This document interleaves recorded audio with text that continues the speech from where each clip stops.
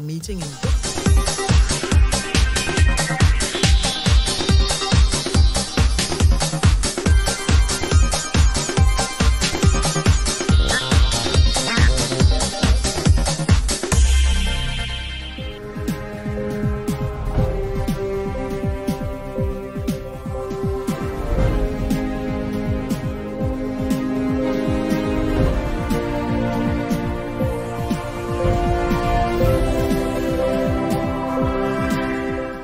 Prime Minister clears the air on statements made at recent New York Town Hall meeting.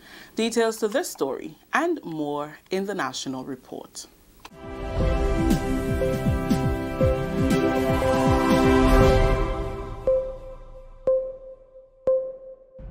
Welcome back with the details. I'm Rikisha St. Louis. Prime Minister Dr. the Right Honorable Keith Mitchell says recent statements about the inappropriate use of government resources for personal benefit was not meant to imply that all public officers are guilty of this. However, he says it is important to face the ugly truth that this has been happening and continues to happen across the public service, not only at the General Hospital, which was specifically referenced in response to a question on health. We get more in this report.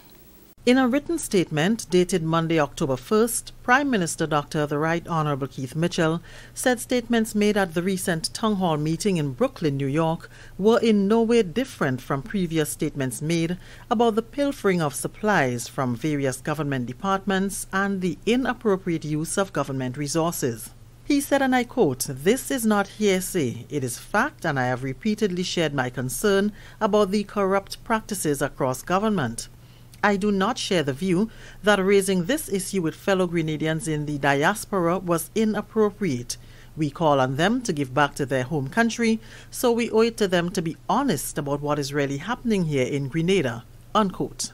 The statement added that there is no denying that there are many honest, decent and hard-working public workers who give yeoman service, often going above and beyond the call of duty, serving the government and people of this country.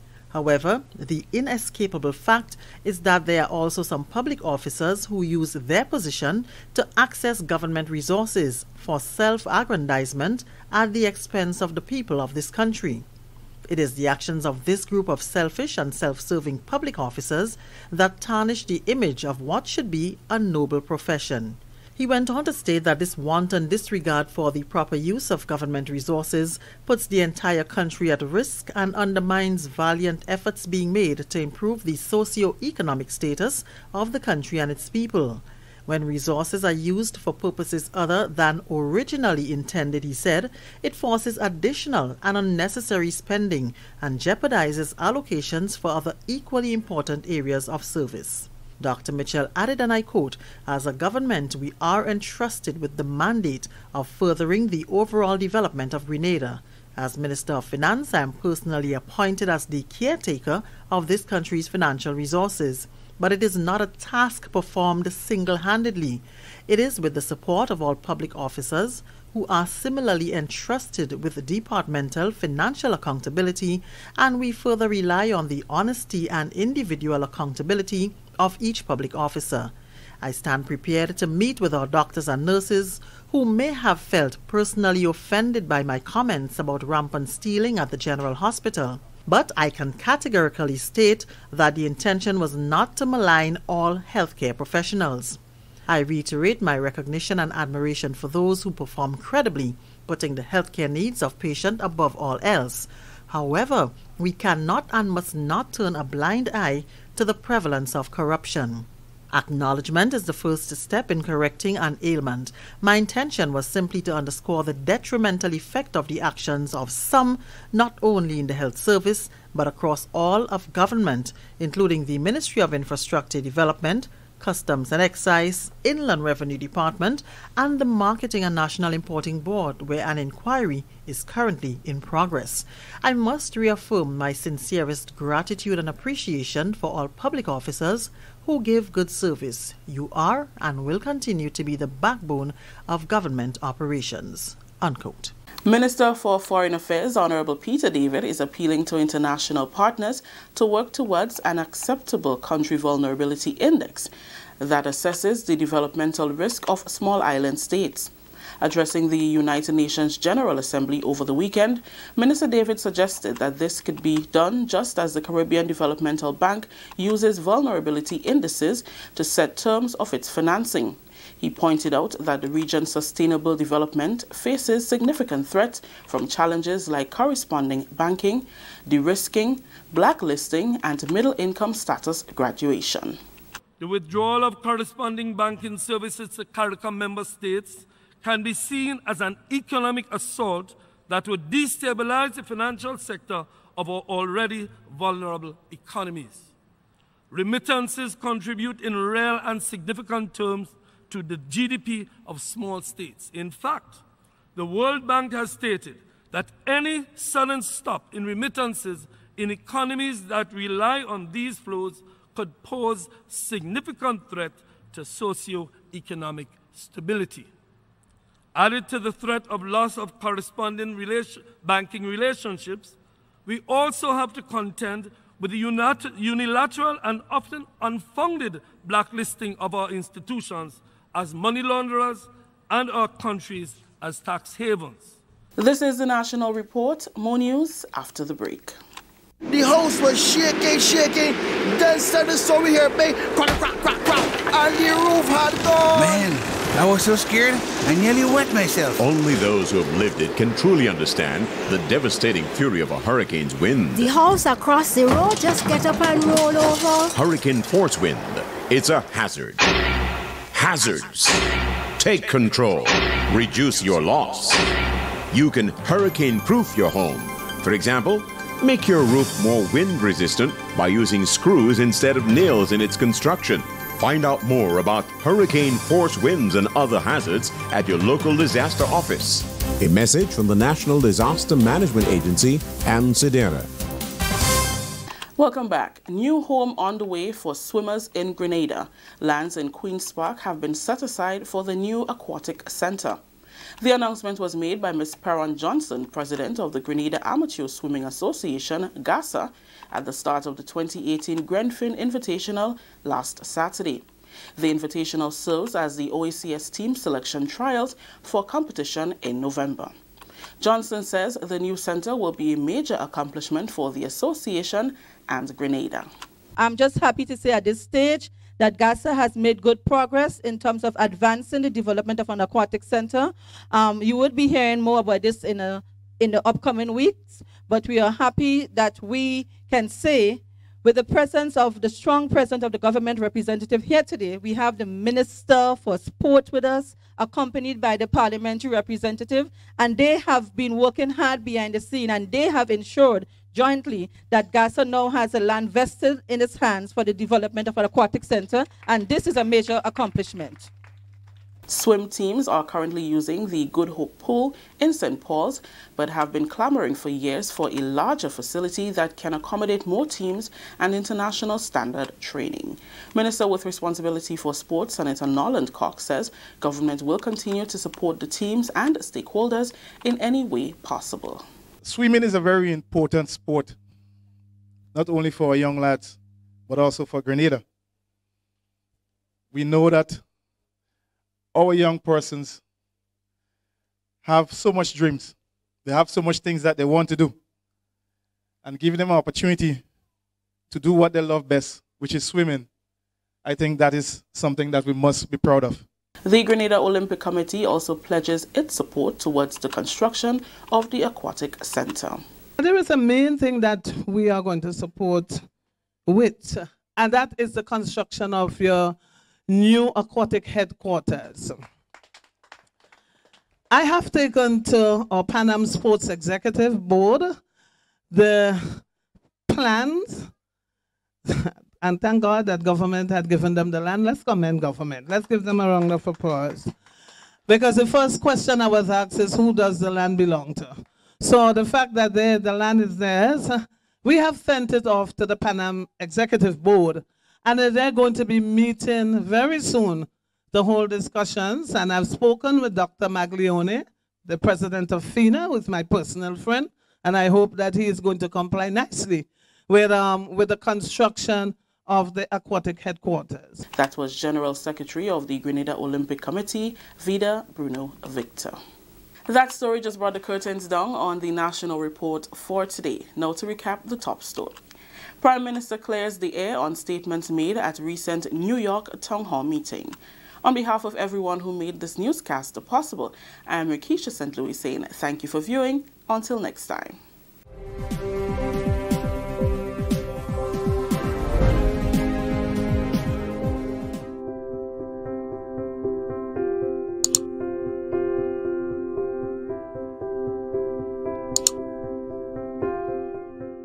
The CCJ will be a Caribbean court, reflective of Caribbean culture, Caribbean values, and everything Caribbean.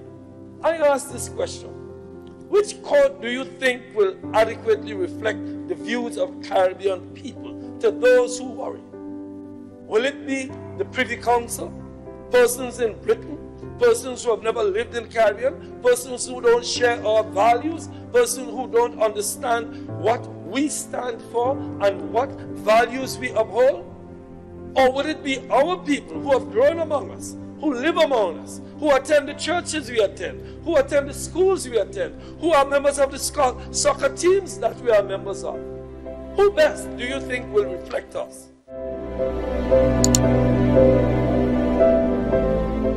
It's about time. It's long overdue. We should be there because, you know, get out of the British thing, and so we are all one Caribbean, and I think that will be binding us more together. Yours is yours. Privy Council is not ours. No matter what we do, what we say, no matter what ties we had to England, this is the time to keep divesting ourselves of those strings that tie us unnecessarily. There's nothing in this bill for any partisan political party. Nothing. There's only one thing in this. It's for the people of Grenada, Carriacou, and Petit Martinique, and for the Caribbean region as a whole.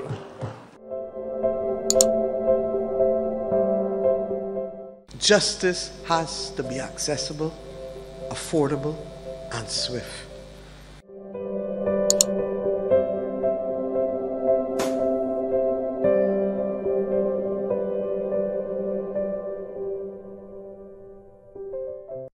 Ladies and gentlemen, this is not about me, this is about all of you and all of us. But I want to say one thing before we start. In 1979, a number of our young people did something that reverberated around the world.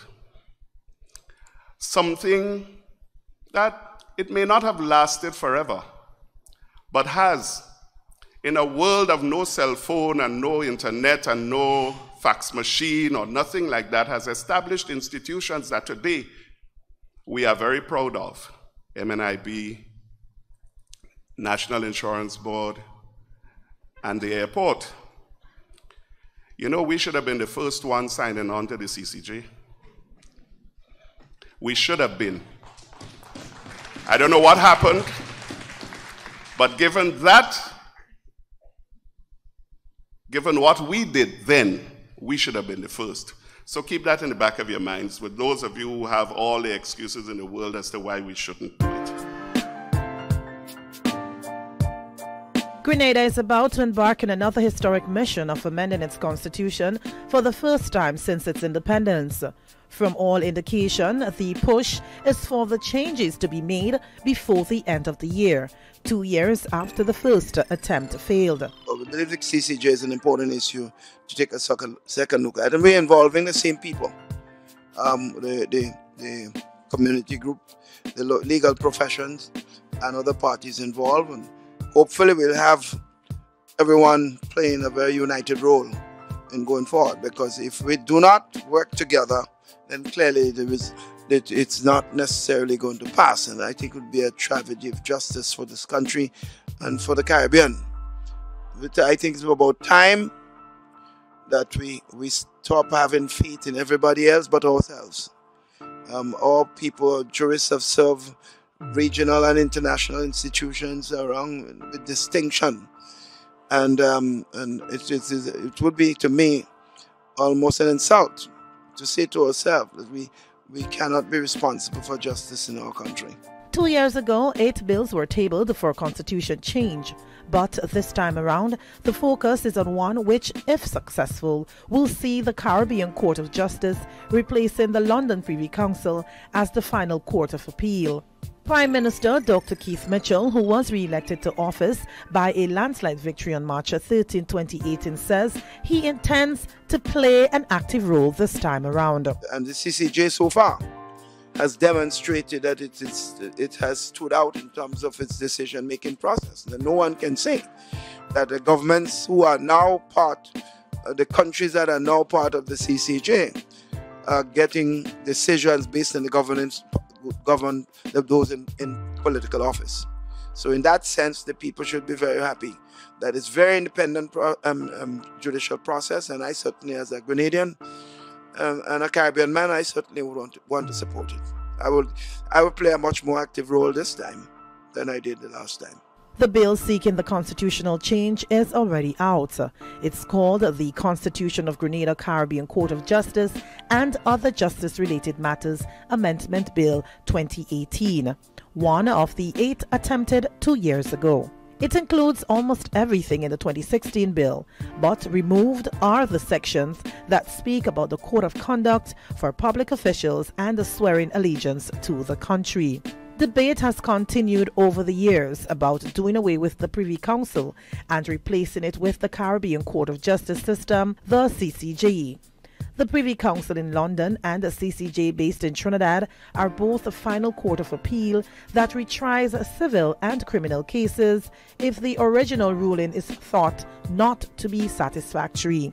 But proponents argue that the CCJ, formed and operated by the Caribbean people, would allow for a sense of independence and would make access to a fair trial much easier. The arguments in favor of independence, the CCJ being an independent court, and in fact, the CCJ being one of the most independent courts in terms of structure and appointment of judges, not just in the region, but it is used as a model for other courts, particularly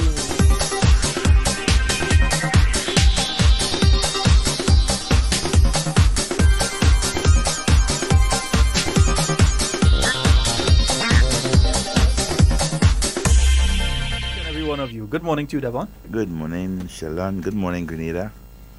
And wherever you are listening to us, Hard Talk this morning. Yeah. My name is Sheldon Scott. And I'm Devon Romain. And we are live, but not on all the stations. We are live on 97.5 City Sound FM. And 92.9 in Carriacou. In Carriacou. That's it. And Brooklyn. We're live on Brooklyn too. 94.9? Yeah, man, we're live in Brooklyn. We Vibes Radio. Yes, Brooklyn, indeed. New York. Yeah, 89.5 is still down for a few more hours.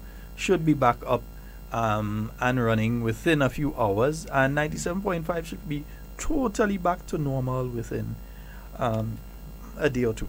Yeah, well. But for now. Yeah, so we do apologize. What would have happened is that last week, Wednesday, there would have been some lightning strikes in the 1910 area where the transmitters are located.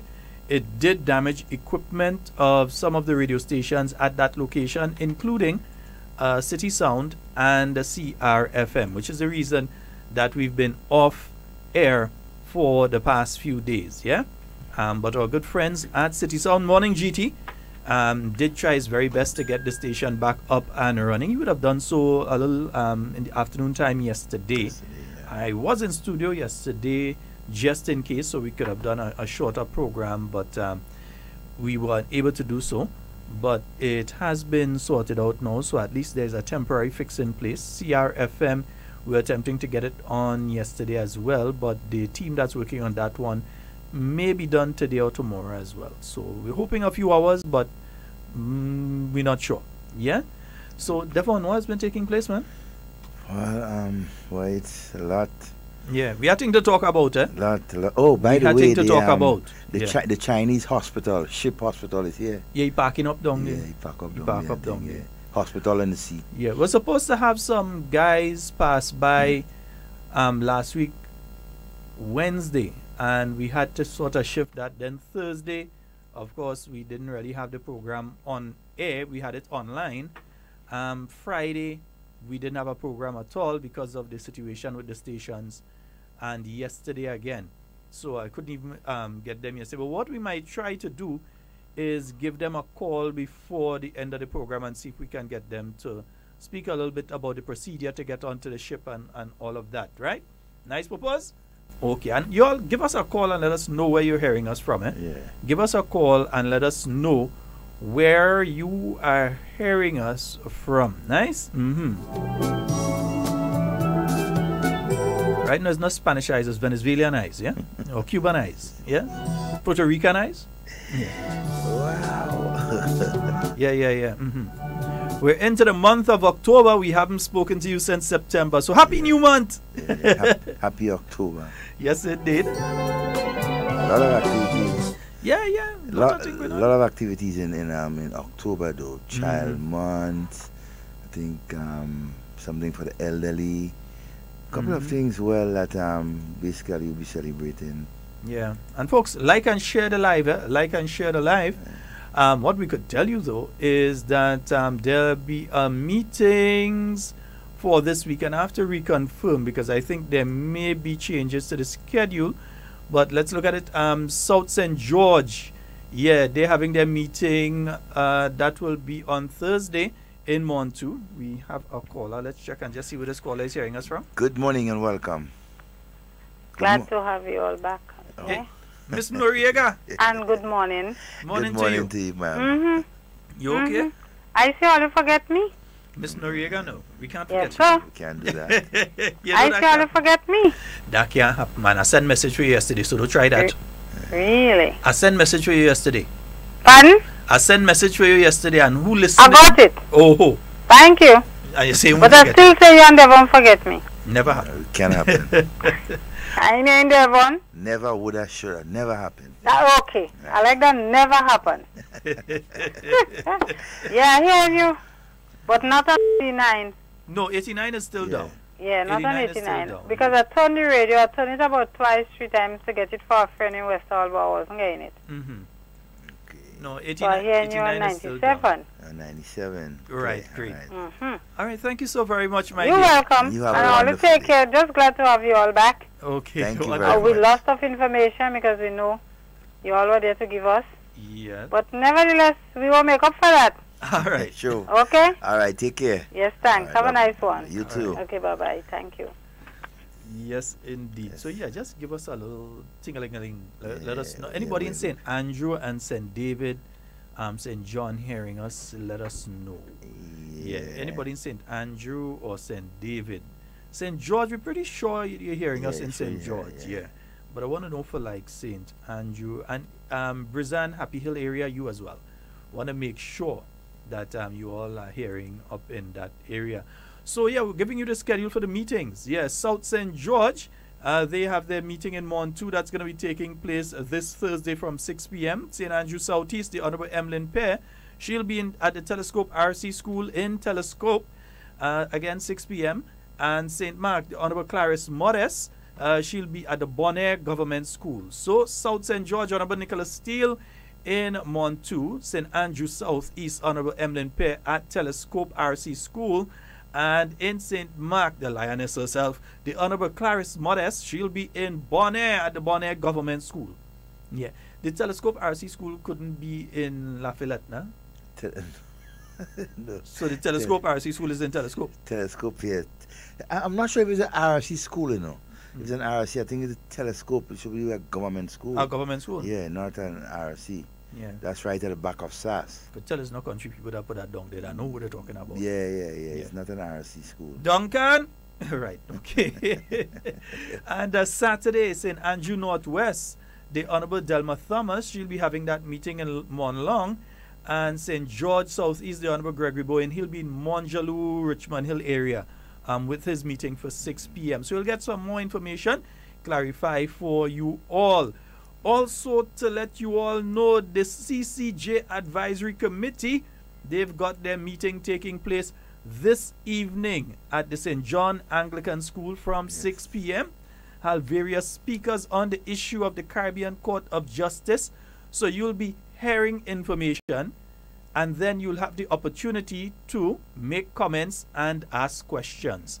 Yeah, so that'll be taking place from 6 p.m. So those of you out in St. John, this is your parish activity. This is your opportunity to go out and ask your questions in relation to the Caribbean Court of Justice. You know, on the 6th of November, just about 4 weeks away from now, we will be having that referendum, and you will have the opportunity to vote yes or no as to whether or not Grenada will make the CCJ, our own court, our final court of appeal. Yeah, whether we go in and graduate or whether we go in and stay and repeat. You understand? Nice. And just to, as we on the CCJ, Grenada has filed, or an attorney from Grenada has filed first case in the CCJ, original jurisdiction.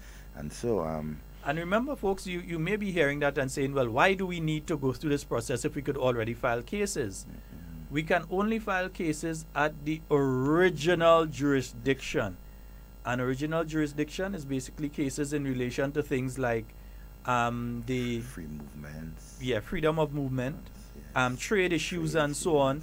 In other words, anything, right, anything that is a breach of the regional agreements that we have in place through the Treaty of Chaguaramas.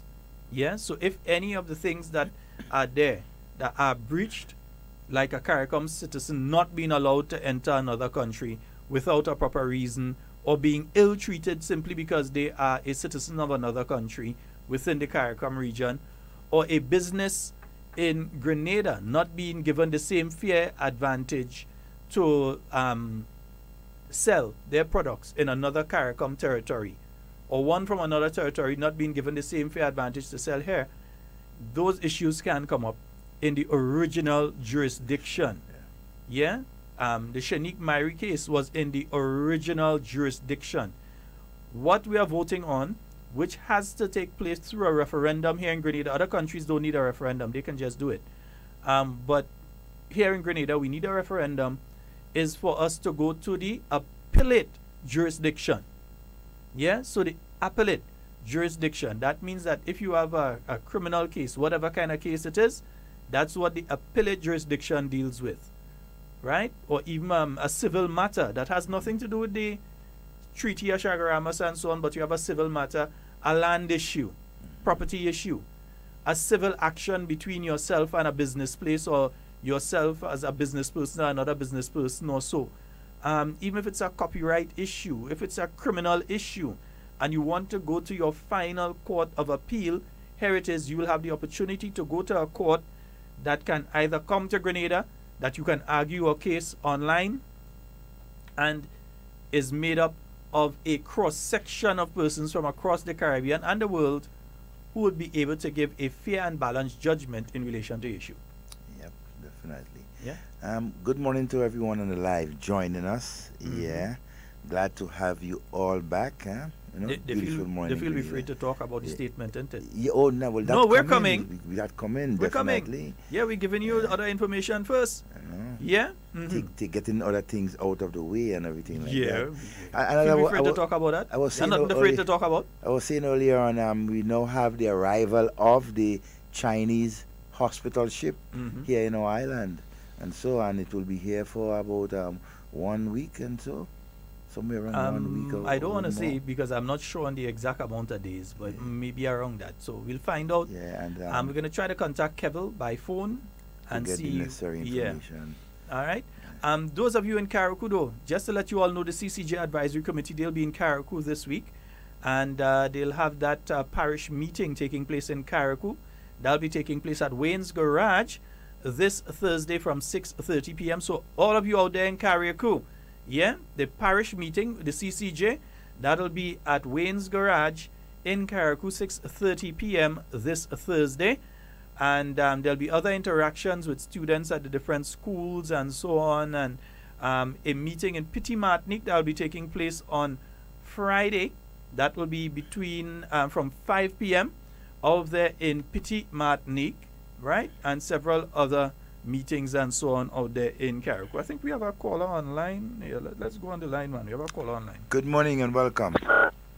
Good morning. Hello. Hello, good morning. Yes. Yes, caller, you're live. Morning, brother Sheldon. Morning, brother Devon. Good morning, Morning. my friend.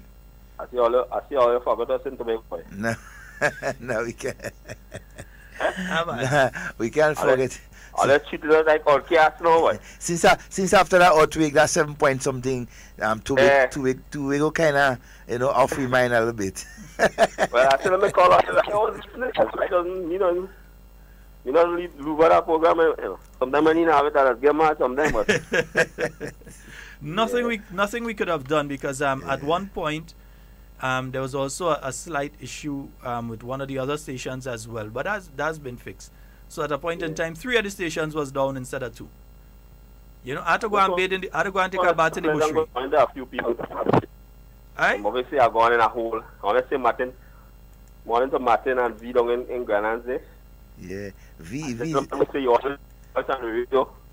I got the call Tiger. You know, for the guy they call Tiger. And made call. Oh boy, your call is breaking up badly. Breaking up badly. Barely hear you. Yeah. I'm not hearing my guys, okay. Yeah, you're mashing better up. now? Hello? You hear me better? Well, yeah, just a little better. Yes, go ahead. I will call back another phone. I'll call back. All right. Folks, one of the things that causes some of these problems is if you're trying to use your phones with Bluetooth or headphones and have that conversation with us on Hard Talk, it causes a problem sometimes. Yeah, for some reason it causes a problem if you're calling from a mobile phone also, and you're trying to call us like that, it causes a problem. So sometimes you have to call without the local add-on thing. Nice? Who make that pie there, boy? Nah, don't worry about that. Yeah, morning again. Hey, good morning, my friend. Yeah, are you hearing me better now? That's better. Much better. Well, let the phone I custom using and I just trying to use another phone, Yeah, as I was saying, I just wanted to say a pleasant morning to a few people now. Because they maybe say I'm gone and I tell them I'm going or whatever now. So I want to say morning to V and Martin, Mr. and Mrs. McDonald down in Grananze. Yep. And the Tiger, who say you always listen to me on the radio. And Major and them boys and them, Ransom them on the block up the road and everything, It's a long time I really touch base with them. So we down here, we listening to certain things all they're talking about up there and all they're demonstrating for is the same thing happening down here. You know what I'm saying? Right. Down to Ham and all they're taking down here is not nothing new. It's a Caribbean thing. Go St. Lucia, you hear the same problem, You go St. Vincent, the same problem. So. See what? Never. I mean, if you touch something, I an honest man, right? If I touch something and you accuse me of doing something and I know I ain't do it, you can say what I want. Me in business, I know I'm honest towards God, so me no more bother. So I see people jumping up and making a start back and all, I mean, a statement by Dr. Mitchell, people quarreling and getting on. I mean, I don't understand. If you do something, you don't have to worry about that. You understand what I'm saying? Yeah, put the cap fit, let them wear it. I'm going to read a statement in a short while. And confusion, and down here, we having the same problem. Right in Tobago, we have the same problem. Our neighbor right there, she gave this loose, she walk because she's still a harm, Lord. So, Christmas gone, most of the time, people who get it on, so sometimes you just have to watch them, walk behind them and see them. Yeah. So we say about here, I'm happy to hear all the back and track and everything as that, And we did. Devon, Yes, boss. something I want to ask you. Tell me. Your friend, I ain't hearing him, I ain't seen him, I know what's going on. What's about your friend? Which one in particular? The guy that say he has to strip you naked. I ain't hear nothing about him. What's going on with him? Apparently somebody strip him naked, he can't walk the street. Yeah? they like to go and Oh, dig God, thing. come on, Mr. Buck. I don't know where he is. I hear you. You're supposed to be saying something. You belong to hear your voice. He's good, man. I had a running with him a couple of weeks ago. He's good. My good friend, you know? Yeah, he's good. He's good. My good friend, he forget the wallet home, boy. Watch. Bye-bye, eh? Enjoy the rest of your day, sir. All right? Yeah, Nice. later. Bye-bye. Have eh? a good day. Not me, we're putting that to me. Hey, good morning to Martin and Vivi. I hope you're feeling all right, my dear. That's Martin's wife. She Yeah, had a little, and let's you know, send a shout out to Miss Irma Jacob. We know she's not feeling too well, exactly, and so on. We hope you get well soon, Miss Jacob. Yeah, and to Campesh. Yep. Yeah, Campesh as well. We know he's not too well right now. We hope he gets well soon. And we miss you guys both. Yeah. Miss Jacob, I'm hearing, get well quick. I'm hearing some news about a friend of mine from the town of St. George, but until I get that from official sources, I ain't really going down that road. Yeah, until somebody message me and give me an official something on that. Good morning and welcome. Morning, how are you, brother? All right, not too bad, Morning. my friend. Yeah, calling from the terminal there. Nice, man. Yeah. Yeah, everything all right? For the time being, we just did. Yeah. Well, we have a sad news there, and one of us passed away this morning. Oh, okay. I think that's the same thing I was just talking about. Yeah. But Garth, huh? that's confirmed, right? Yeah. That Garth has died. Okay. Yeah, boy. Okay, my brother. Yeah, man. Take it easy, yeah? Right. Yeah, that's my good friend Garth McKee from the town of St. George, who would have passed to the great beyond this morning. That's the information we've been getting. That Garth, a lot of people may or may not know him. A kind of big guy, tall. Yeah, so, but we'll discuss that one. Right. Yes, so to his friends and his family, the New National Party in the town of St. George, again, our condolences from the New National Party. Yes, Dak. Yeah. Okay, strap it. Yes. Okay. Okay, folks, and we just had one more thing. I'm looking for the other thing there. I had something else to announce, and I'm trying to find it, and I'm not seeing it, but I'll get it. Yeah, and we'll also to try and get in touch with the Ministry of Health. Yeah, we're gonna try. We have some time still, but folks, let's get to this particular one. Our Prime Minister went to speak to Grenadians, not Americans, not Canadians, not French people. He didn't go in the United Nations and say it. He went to a gathering of Grenadians. The same people that donate a lot of the stuff that comes down to the hospital, isn't it, Devon? Yep, lots of it. I remember lists coming in here of loads of stuff that has been sent down to the general hospital, whether it's container, whether it's barrels, whether it's thing, has been sent because they see the need and they get these things and they send them down to assist us. So therefore, if certain activities are taking place, not alleged to take place, let's be real with each other, not alleged to have taken place, certain activities are taking place, it is the responsibility of the Prime Minister to tell the people, look, this is taking place. And it's not like he only speak about the general hospital. He's been speaking about this thing in general. In fact, let me read the Prime Minister's statement, because he's saying basically what I'm saying, isn't it? Yeah. Right. So, statement by Prime Minister Dr. The Right Honourable Keith Mitchell. Right. Fellow Grenadians, it has become necessary to clarify recent statements about the inappropriate use of government resources for personal benefit. My statements were not meant to imply that all public officers are guilty of this, but it is important to face the ugly truth that this has been happening and continues to happen across the public service, not only at the General Hospital, which was specifically referenced in response to a question on health. The statements made at the recent town hall meeting in Brooklyn, New York, were in no way different from previous statements made about the pilfering of supplies from various government departments and the inappropriate use of government resources. This is not hearsay. It is a fact, and I have repeatedly shared my concern about the corrupt practices across government. I do not share the view that raising this issue with fellow Grenadians in the diaspora was inappropriate. We call on them to give back to their home country, so we owe it to them to be honest about what is really happening here in Grenada. There is no denying that there are many honest, decent, and hard-working public officers who have given yeoman service, often going above and beyond the call of duty, serving the government and people of this country. However, the inescapable fact is that there are also some public officers who use their position to access government resources for self-aggrandizement at the expense of the people of this country. It is the actions of this group of selfish and self-serving public officers that tarnishes the image of what should be a noble profession. This wanton disregard for the proper use of government resources puts the entire country at risk. It undermines valiant efforts being made to improve the socio-economic status of the country and its people. When resources are used for purposes other than originally intended, it forces additional and unnecessary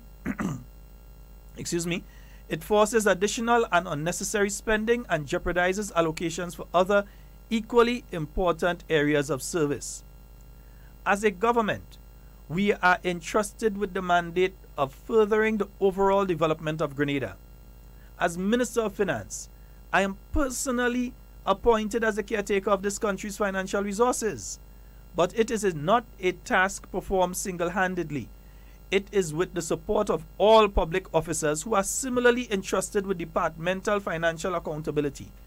And we further rely on the honesty and individual accountability of each public officer. I stand prepared to meet with our doctors and nurses who may have felt personally offended by my comments about rampant stealing at the General Hospital.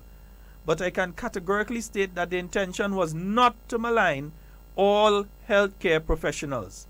I reiterate my recognition and admiration of those who perform credibly, putting the healthcare needs of patients above all else. However, we cannot and must not turn a blind eye to the prevalence of corruption. Acknowledgement is the first step in correcting an ailment. My intention was simply to underscore the detrimental effect of the actions of some, not only in the health service but across all of government, including the Ministry of Infrastructure Development, Customs and Excise, Inland Revenue Department, and the Marketing and National Importing Board, where an inquiry is currently in progress. I must reaffirm my sincerest gratitude and appreciation for all public officers who give good service. You are and will continue to be the backbone of government's operations. I thank you. I mean, one more you have to say. What more did the Prime Minister have to say? He had to apologize for speaking the truth? The truth need no apology. But I want to know what the Prime Minister has to apologize about. The Prime Minister isn't lying. It is happening. It is happening. John Public knows it is happening. And it is happening on different levels. He said, in fact, in the statement that he made in New York, he said, the mindset of some. He didn't say all. He said the mindset of some. But some people wanted to take the thing and spin it because they want to get political. They need a branch to hang on to. They need a branch to hang on to. We know that. They need a branch to hang on to. Right?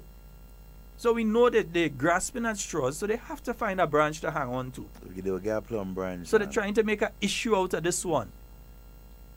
I mean, if you are a thief and you've been exposed, you're going to be shamed. So you're going to want to make noise.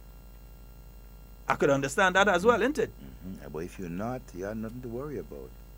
Which is why I'm wondering how some people are operating in the way that they're operating. And I'm hearing people talking about, and there's certain people instigating certain things and talking about withdraw service. Now, here's my view on it. No apology, really. But probably, if your job and your thing is to provide a service to the people of Grenada and to save lives, and you think that it's okay to withdraw your service and allow people to die and so on, maybe in the wrong line of business, maybe in the wrong profession. Because I would think that the top among in your mind would be to preserve life, preserve the health, preserve the people. That would be the main thing in the top of your mind, because you know you're not guilty. You know you're not guilty. If you know you're not guilty, you have nothing to worry about. Now you we talking to. Exactly. Nobody not you we talking about, now you we talking to. So you know you're not guilty. I've met various people who working at the hospital and they say, well, he ain't talking about me, so me ain't bother with that. But you see, it's how the story was spun. It was spun in a way like he's talking about everybody. And again, as he said in this is not the first time. There was a press conference last year where they spoke about what was taking place in the Ministry of Works and Infrastructure with the bushing program and so on. That was discussed. It's not the first time he's speaking about this sort of thing happening and doing investigation and clamping down on different areas of it. Because I'll tell you something. I was speaking to one businessman over the last few days who had to write off $50,000 in a business that's operating here in Grenada. And that's one business. I could imagine what happens in some other businesses. $50,000 they had to write off because of pilfering at that particular business place. $50,000 of stuff that was removed, and not removed by people who visit in the business place, by people who are working there, who they catch, they fire and that kind of thing. But it happens, and it's happening. So you can't be upset for the man for saying the truth. Which is why I'm still trying to understand where some people getting at, that it is happening. And now you're hearing all the stories coming out about this one and that one and this one, and this used to be taking place, and this one going home with that, and the other one going home with that. You open it up for them. You open it up for them to make. They think that the Prime Minister does speak without information. Go ahead. Think that he does speak without knowing very well what he's saying. You have to, or there are certain times when you cannot afford, you cannot and should not cover or make excuses for wrongdoing. Right, and so another issue again that we have, right, when it comes to workers in general, a lot of workers, right, not all, a lot of them, they are being paid for 8 hours, but they are not working for 8 hours. They are working for 3 and 4 hours per day, right, and the employer has to pay them. I mean, we need to check ourselves. We need to give people their worth, right, for what they are paying us, right? And that goes across the board. But it's because it's not simply, and I see people beating this thing about chicken and who's saying they're going and take chicken now and making it into this kind of meme and all kind of nonsense. It goes way beyond chicken. Way beyond. It goes way beyond chicken. It goes to the doctor who is supposed to be at the general hospital between time A and time B, decides that they come in somewhere around time E or F because they went in their own personal place to deal with their business before they come and deal with the nation business. Exactly. And they're being paid for a certain time to deal with the nation business. And that is unfair. Yeah, and there are also, I know of, wardens, right, who's supposed to be working on weekends and just does not show up at all. 2 days, 3 days for the week, and government has to pay them. Oh, you're wondering where I got this information from. But that's a reality, right? We need to do better than that. I'm still trying to understand. Because, I mean, he's not speaking in the sense of everybody. He qualifies his statement before. He says the mindset of some. Because we know the majority of doctors, not all, and doctors, you will admit it yourself that not all doctors are doing what they're supposed to do, are not operating in the way that they're supposed to operate. Because if that was so, you would not have people going to the general hospital at 7 in the morning and leaving somewhere around 9 in the night. If people were doing what they're supposed to do. And it's a reality. The general public is there and they are the ones that are going through it. But instead, you want to cost the man for speaking what the truth is. It's the truth. You have people that leave their home in the countryside, fight up to get down to the general hospital, even to the outpatient clinic and so on, to get there for after 6 in the morning, 7, and still leaving the facility when it's dark night. It is happening, and you cannot deny that. We have nurses who are working extremely hard. Oh, seriously hard. Too. And believe me, I know that if this government, knowing the people that in this government, if this government could have given an increase to the nurses and doctors, they would have done it. If they could have given an increase. You see people who are in nursing now and who are quarreling and saying different things that were trained as nurses, trained, and sitting home until NNP came in 2013. And now they're talking about contract. If you go in the United States, you're not getting a permanent job, my love. You're on contract. You go to the United Kingdom, you're not getting a permanent job, my love. You're on contract. Yeah? Here in Grenada, we have the system where you have the public service and people come within the public service, and the process of taking people off of contract because the contract was a temporary measure. The other option was to leave these people home because you could not have absorbed them directly into the public service at that point in time. Yeah? So we know there are many hard-working nurses out there, caring nurses. We know that. And if more could be done, more will be done to assist them. And we know that as a fact. Yeah? But to think that the Prime Minister was painting all of them. No, the man said the mindset of some. But some people ain't going to tell you that. They want you to know that. Because they have a thing they just want to get at Dr. the Right Honorable Keith Mitchell. They just want to get at him in whichever way they can. So they wouldn't let you know that. They don't want to have that discussion. They only want to give a one-sided something. Too much will come out. To come and have that discussion, too much will come out. You understand? With vehicles and trucks moving out with truckloads of goodies and so, you know, from institution, government institution. I mean, we need to stop that. Listen, right? If you're working in a government ministry, a ream of paper comes in, and your child has to get paper for school, and you take the ream of paper and you bring it home, and you give your child to go to school, that is stealing. It is. It means, therefore, that that ream of paper has to be replaced within the ministry, and it's going to cost somebody, the taxpayer, all of us, it's going to cost us to replace it. That's stealing. Yeah? It means that, look, another thing that some people may not look at as stealing, but it does qualify as stealing. You have your stuff to print for your church and so on, and you decide that you're going in the ministry and you're going and use the ink that costs somewhere around $600 for one bottle of it. You're going to use that to print all this stuff for your church. That is stealing. That is stealing. Devon mentioned one earlier. He's supposed to reach for 8 o'clock. You're getting around 9, 10. And we're not speaking about the majority of public servants here, so don't come and play like we're painting everybody in the same thing. And they know who they are.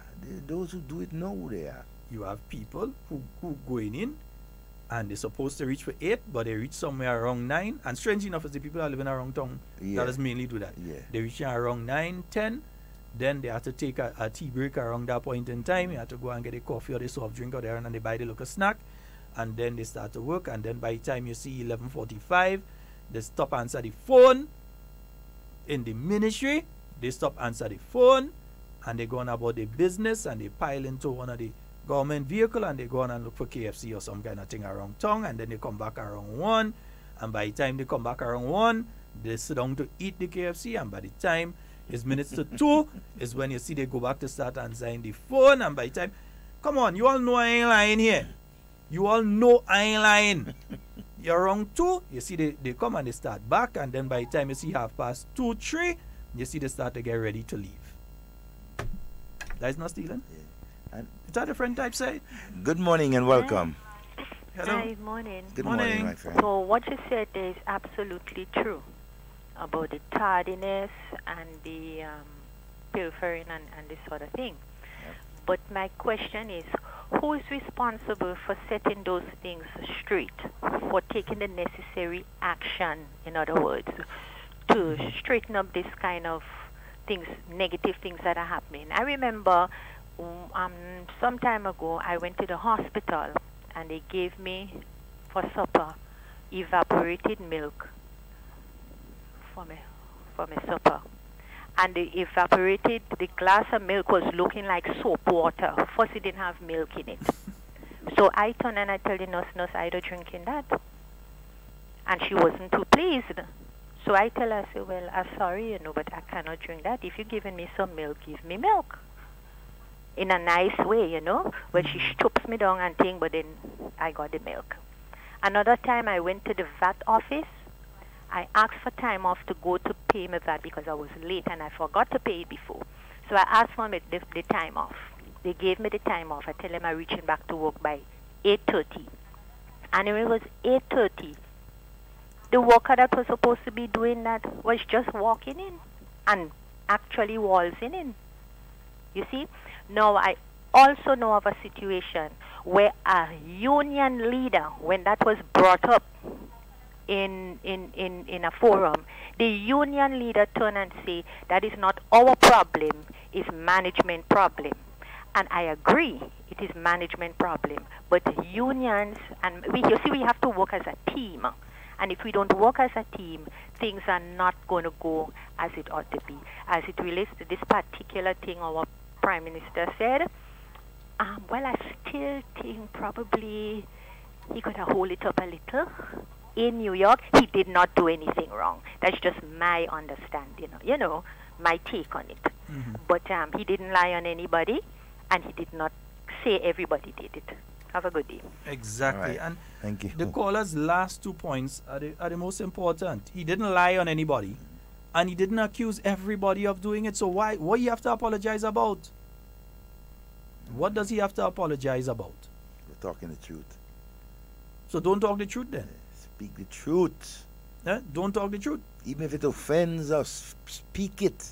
That's how we can make the changes. And you know what? For those of you who may not be involved in stealing or whatever because the vast majority are not. Yeah, you understand? But is the 1 or 2 making everybody look bad? But there are some of you who know that is going on and you do nothing. You say nothing. Some of you turn around and say that's not your business. You're not being paid to do this, but you're part of a team, right? And if you see some of your fellow workers or whoever is doing things that is wrong, my God, you need to step in.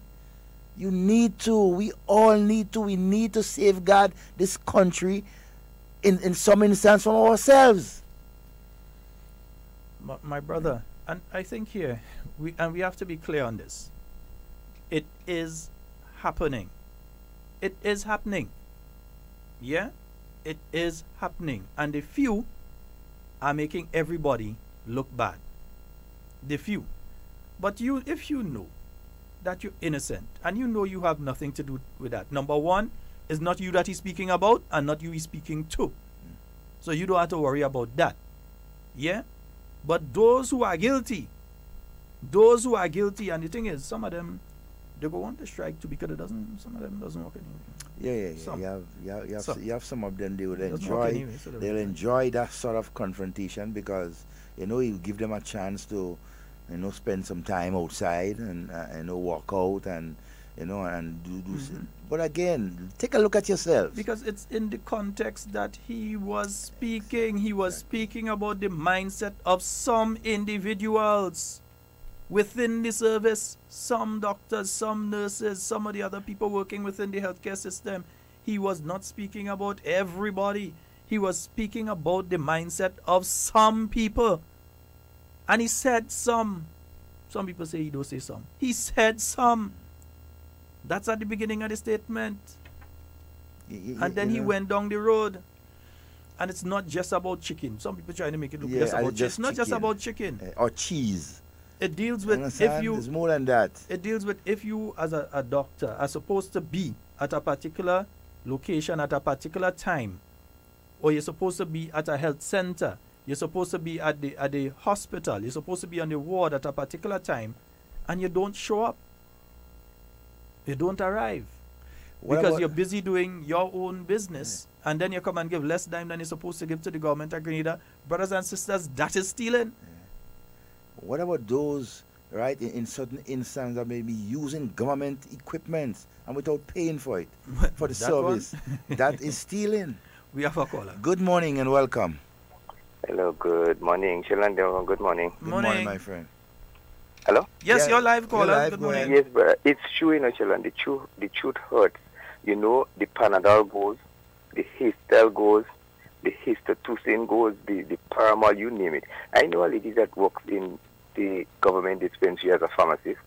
Her medicine cabinet is filled with a lot of government stuff. So it's true. Not everybody, but it's true.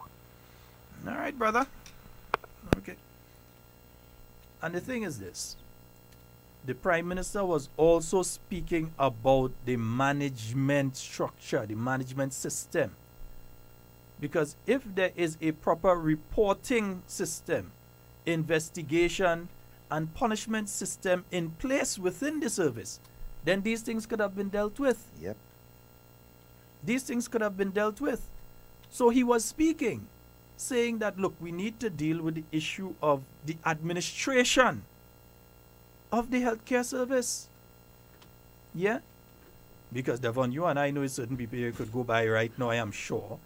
And you go find bandage, you go find plaster. Lots of it. You're finding hypodermic needle. You might even find as much as saline and all kind of thing. And ask for the bill. Yeah. Ask for the receipt. We know that. I mean, these are the harsh realities. What people saying that the Prime Minister mustn't speak about that? Because it's your tax dollars that have to spend, millions of dollars that have to spend every year to buy these things. Man. So he's not supposed to speak about that. He's not supposed to talk about that because that millions, if he's spending 10, might have to spend 5. And then that 5 that he saved could have go to be fixing the old house for the lady that's somewhere up in Cherry Hill, or the elderly lady that's somewhere in the back in Bajo, or some part of St. Patrick or St. Andrews, somewhere in Telescope. It could have been doing a roof for a mother with several children. When rain fall, the water coming through the galvanized and whatnot. That money could have been used for that. So he's not supposed to speak about that? Come on, man. Seriously. But even, man, as a people, you hear the cry every day by some people, some for their own political, gains and so complain and say, look, the hospital has not this. There's nothing like this in the hospital. This is not there, whatsoever. Now that the Prime Minister comes out and say, look, this is what is going on here. Some of our workers are doing that. They are pilfering. They are stealing, right? I mean, you don't want him to say that.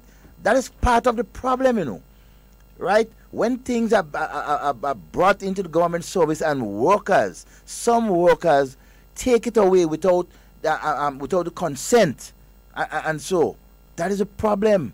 That is where your tax dollars are going.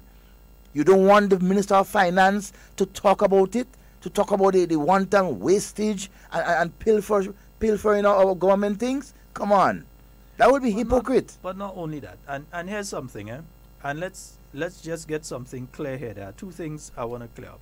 One, brothers and sisters, do not go harassing the staff for the General Hospital when you see them, or for any of the medical facilities around the island, be it the mental home, be it the General Hospital, the Princess Alice, the Princess Royal. Do not go harassing them, because one of them could take a little court. Oh yeah, sure. Serious. And if I is one of them, and I have on my the gown that does wear there, the kind of thing that does wear, yeah, if I'm one of them working in the hospital, and I know me ain't involved in this kind of thing, and you see me calling me thief, believe me, I'm taking you to court. Not telling you, and I telling them, take a little court. Don't go harassing the people when you see them going anywhere. When you see the nurses going anywhere, you see the doctors, don't go harassing them, or the food servers, or the rest of the staff at the General Hospital.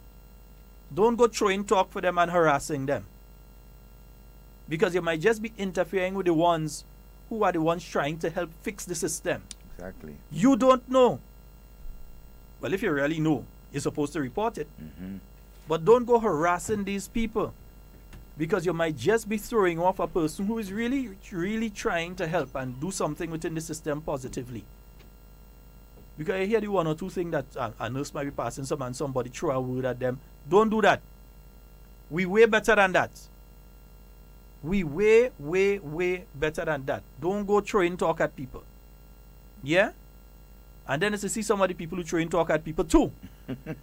Because all you go in and accuse, all you see the nurse passing uniform and all you throwing talk at her. The woman might just come out working a 12-hour shift.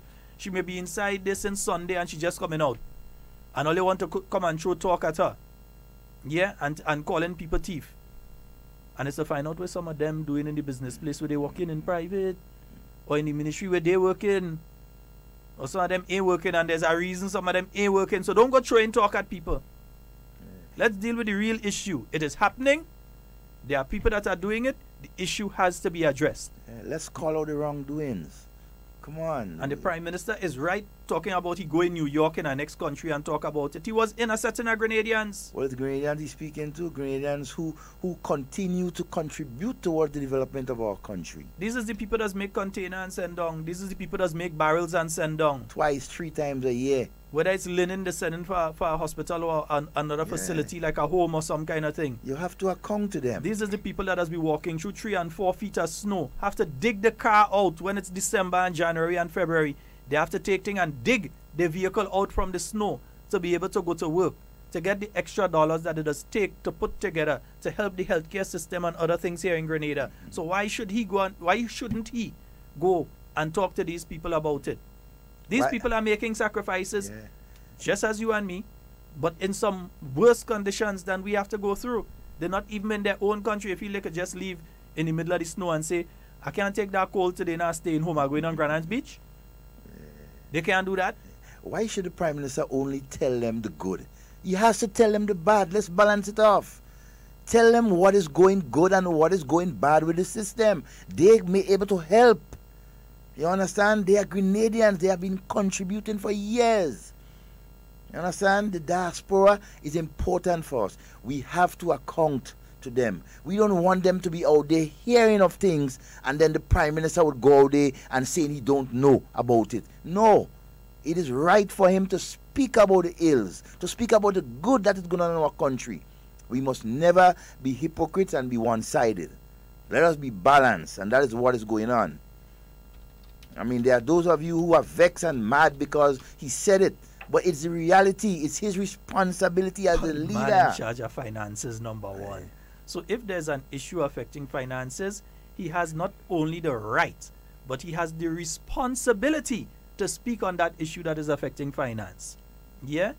And if he's speaking to an audience of people who are making contributions, yeah, he has a right and a responsibility to let those people know what is going on. Doesn't he? Has to. He has a right and a responsibility, and he uses right and his responsibility. So why are some people so upset with him speaking the truth? He ain't lying. It is a problem that we need to face and solve. By the same token, let me repeat it.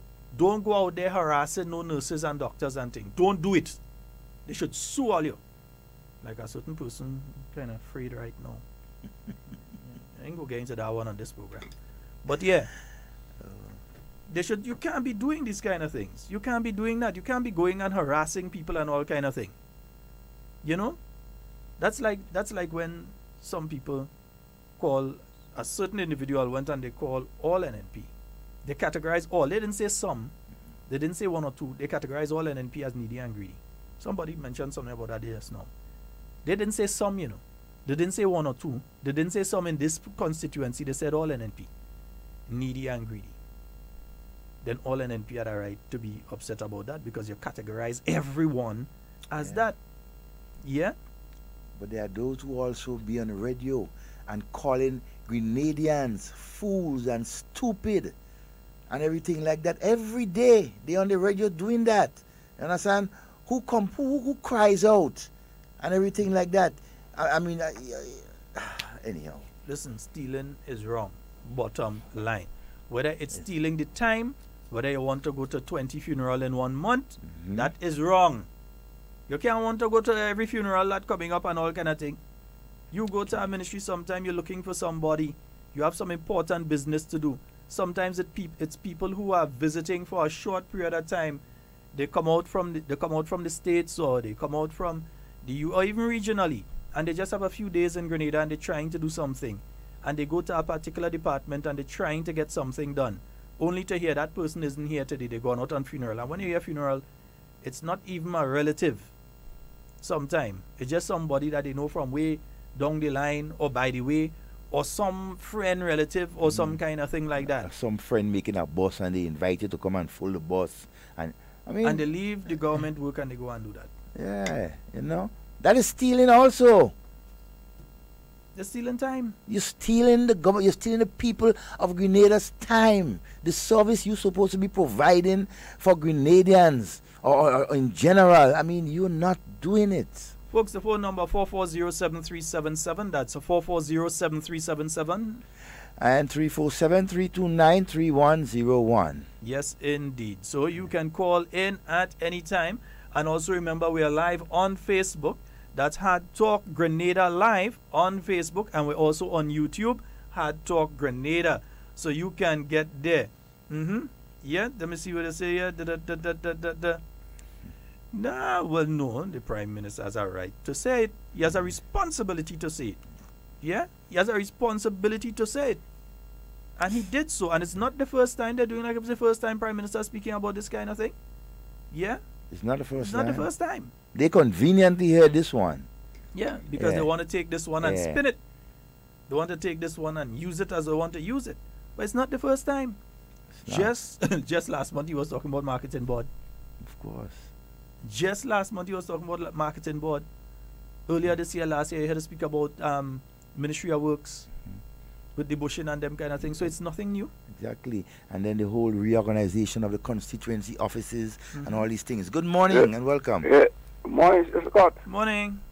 Well, since last week I don't get all them, man. Yeah, there was a reason for that, and we mentioned it at the beginning. Listen to City Song, but City Song, since last week I ain't getting that. Yep. The stations were off air. The stations were off. I don't know you call because I searching the whole time and I okay, listen to us. Listen to us. The stations were off air. You would have searched the entire radio and you wouldn't find it. It was off air. There was no station on air. The stations were struck by lightning, and it just happened to affect the two local stations that we use here. Because one night was going on here. No. There's a lightning strike. When that lightning passed by last week Wednesday night, it hit where the transmitters for the stations are. It affected us and other. Yeah. It affected us. That's the only place I could get it. That's the only station I could get it on. Okay. Yeah, because for Brothers area. Yeah, that's the only area I could get it on. I take him to Oscar. Okay, brother. Yeah, again, for those of you that may just be joining us, there was a lightning strike. Well, several lightning strikes, but one lightning strike that kind of fry some of the equipment for some of the stations. You make a Z in the air. Yeah, that was it. It kind of damaged it. And not only CRFM and City Sound, but other stations were affected as well. Some were able to get back up quicker than others. But also affected some internet service in a lot of areas got zapped. Yeah, that was a couple thousand volts. So it was totally beyond our control. But we're glad that we're back on and providing information and a service to the people of Grenada. Yes, indeed. And 440-7377. Good morning to you, AC. I hope that you're having a wonderful morning. 347-329-3101. Yes, give us a call. And good morning again to all of you who have just joined us on the live. Pleasant good morning to you.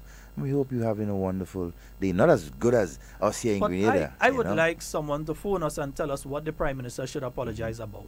I really and truly, because honestly, I don't know. So I would like somebody to call me and tell me what he should apologize about. Chris, you lie. Yeah. What warm London day. Good morning and welcome. Hey, morning. Hey, good morning, sir. Yeah, I'm trying to follow you all on different avenues, Hold on, let me just... Yeah, but you better mute all of them and listen on the phone. Yeah, you better. Yeah, that's what I'm trying to do. Yeah. So, are we there? What are we there, man? Yeah, what is the hot topic now? I like how you say that. Give my views on that. I like how you say that, no. The hot topic now. I like how you say that, the hot topic, no. The hot topic, a matter of fact, we have known the Prime Minister that well, that if he wants to bring out something to the public, as we say in local parlance, he throw a bit. You remember when he threw a bit with previous leader, when he said the person collected $50,000 in their account, then they men swallow this hook, they swallow the line, they swallow everything. They always swallow the hand and all. And they swallow the pan with the bait. Yeah, that was from that aspect, you could not back at it. But I always say that the Prime Minister doesn't make careless and reckless statements. And if the Prime Minister says that I believe, and a lot of us know it, but some of us choose to deny it, that he knows what he's speaking about. But since we are looking about, we hearing about these things in the hospital and other areas, you understand? That don't happen me now. It takes somebody's strength and courage to address it. So, for example, I was saying the other day, Devon, you feed me coconut. Every time I meet you, I say, Devon, I know you are taking me coconut. Or stop taking me coconut. I will put you on hot talk. I will put your name on hot talk, but you still go back. And I eventually put your name on hot talk, and you come tell me, you're going to tell me that quietly, you don't want to tell the world. So but I know that been addressed within certain quarters already within the ministry and other ministries. We have seen, as the Prime Minister clearly stated yesterday, action that have been taken in regards to other persons, taking advantage of the government property and government assets and so forth and so on. So, the Prime Minister has all the right to address this thing. And as I said the other day, the Prime Minister is very modest in talking about chicken. I would not go far beyond chicken. And even before that came up, even before the last election, people were meeting me and telling me, poor people were meeting me and saying to me, look, they have situation where they go to doctors who practice in the hospital and have the private business, and they go to them in the private clinic, give them a price for operation in the private clinic, and go to the hospital, use staff. The government has to pay that staff, use medication, the government has to pay that medication, and after the patient do the operation, the patient has to stay in the hospital for the government service to take care of that person. And guess what? These people's family goes back to the doctor's private institution and pays him big money. Not 1 cent going back to the government. So how you call that? And it is true that several people say that to me. Maybe they're saying it's a fringe benefit when that happens. Yeah. Say it again? Maybe they're calling that a fringe benefit when that happens. But but if it's not thief, then it's not honesty. It's not being honest in terms of dealing with government. So as I said, the chicken, and even when you go in the hospital, you get meals daily. If you don't eat chicken, you ask you what you want, fish, or you eat sardine, or whatever it is. That has to be paid for, And when I read the Prime Minister comments yesterday, saying it happens all over. Even happening in primary school feeding program. We know that. You don't see people people shop come Friday to cook Sunday lunch. Hold on, Devon. You know what has happened to them school feeding program? You don't see some people come and they eat in lunch and all kind of thing every day, and there's no children. They come over the lunch daily, and the big school children, with short pants and slippers in the foot, they're making sure they come lunchtime in the school for the lunch. They never have a pencil, a pen in their hand, and a notebook. But that is how the thing gets.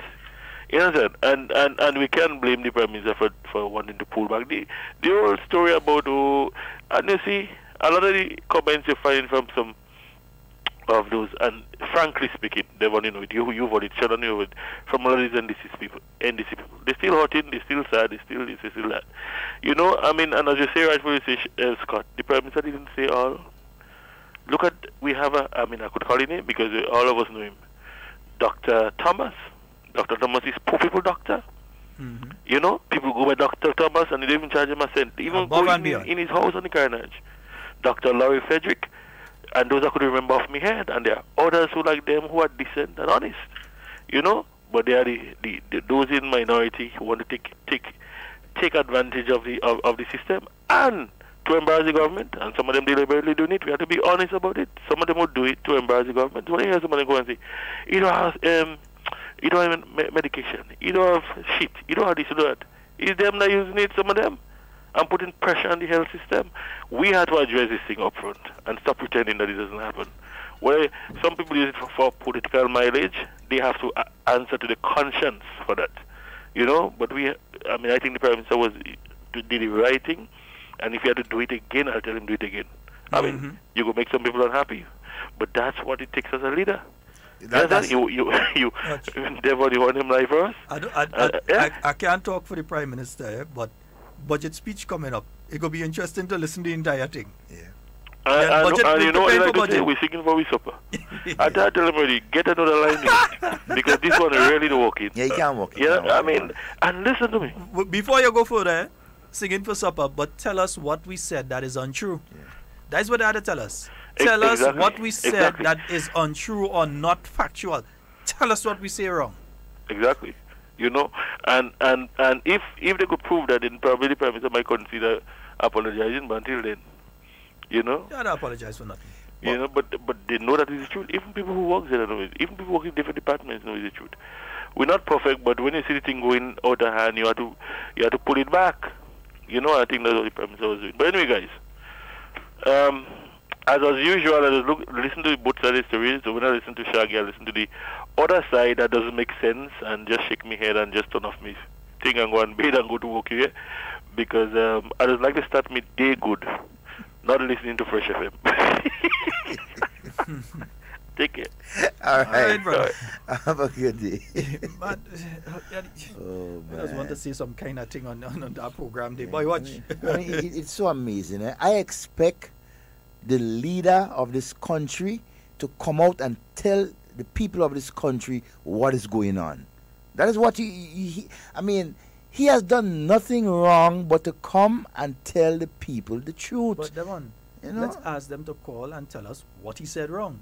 So all you want to tell us that nobody's stealing at the General Hospital or at different medical facilities, and so that nobody's stealing? Or you want to tell us that nobody is not showing up for work or coming late and leave early and so on, that is not taking place? Exactly. You want to tell us that people not going to the General Hospital for service at after 6 in the morning and coming out there after 7 in the night? Or you want to tell us that that is not true? Because that is stealing. If you're making people have to stay there because you go on about your business and that kind of thing. I could understand in a context where a doctor has an emergency. If they're specialists in a specific field, and you're going to provide a service in the outpatient clinic, an emergency comes up and you have to leave that post to go and deal with the emergency because it is either one of your patients or your speciality, I could understand that. You understand? Because I like to be a reasonable person, so I could understand that. Yeah? But I can't understand when you're supposed to be there at a particular time, but you decide that you're just not going to be there at that time because you're going to be in your private practice. Yeah? You're going to be in your private practice and then do the same thing that our good friend just called and speak about, that you go in your private practice, you tell a person they need a particular procedure. That procedure is now done using the government equipment and the government services and the government medication and everything, and then the facilities, the aftercare is taking place at the General Hospital and everything again, and then you are receiving private payment for that. So what is the government getting off of that? Nothing. That is stealing. So don't think it's just chicken you're talking about and here. Cheese and things. Not that alone. We're talking about the operations that goes on, right or wrong. There are persons, right? There are some persons, as the Prime Minister says, who are not seeking the interests of this government. And you know what is surprising too, Sheldon? I heard a particular union leader made a statement and said that they have not received any reports, right, of stealing and so that has come to them. My God. The reports ain't supposed to go to them. The reports.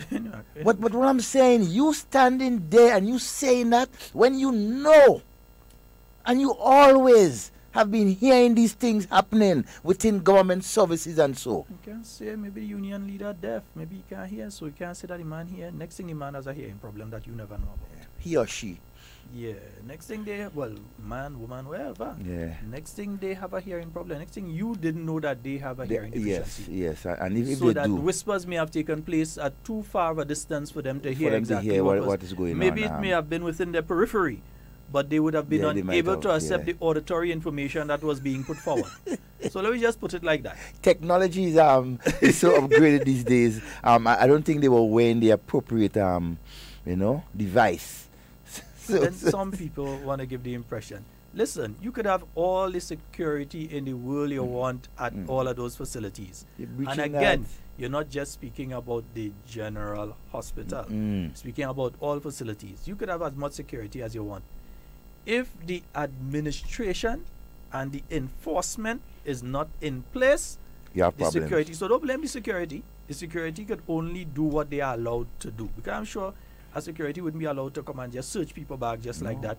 Or search people and by the time you start to do that, you see Create all kind of problems. TV camera and thing reach up, oh, they're searching people bag and all kind of thing, and then you hear the unions are jumping about personal property and privacy and that kind of thing and all rights that. and everything So like yeah, that, so you start to hear all of that. So don't blame the security, yeah? Don't blame the security. But again, I'm saying this, and I think any responsible person on radio or television will continue to say this to all Grenadians. Do not see the people and be harassing them. Do not see people who are working within the healthcare system and feel that you could just tell them as you want. Accuse Or you them could and just, you will find out. Yeah, there are people who are guilty. Yeah, and don't worry. Time does run out sooner or later. All twine have an end.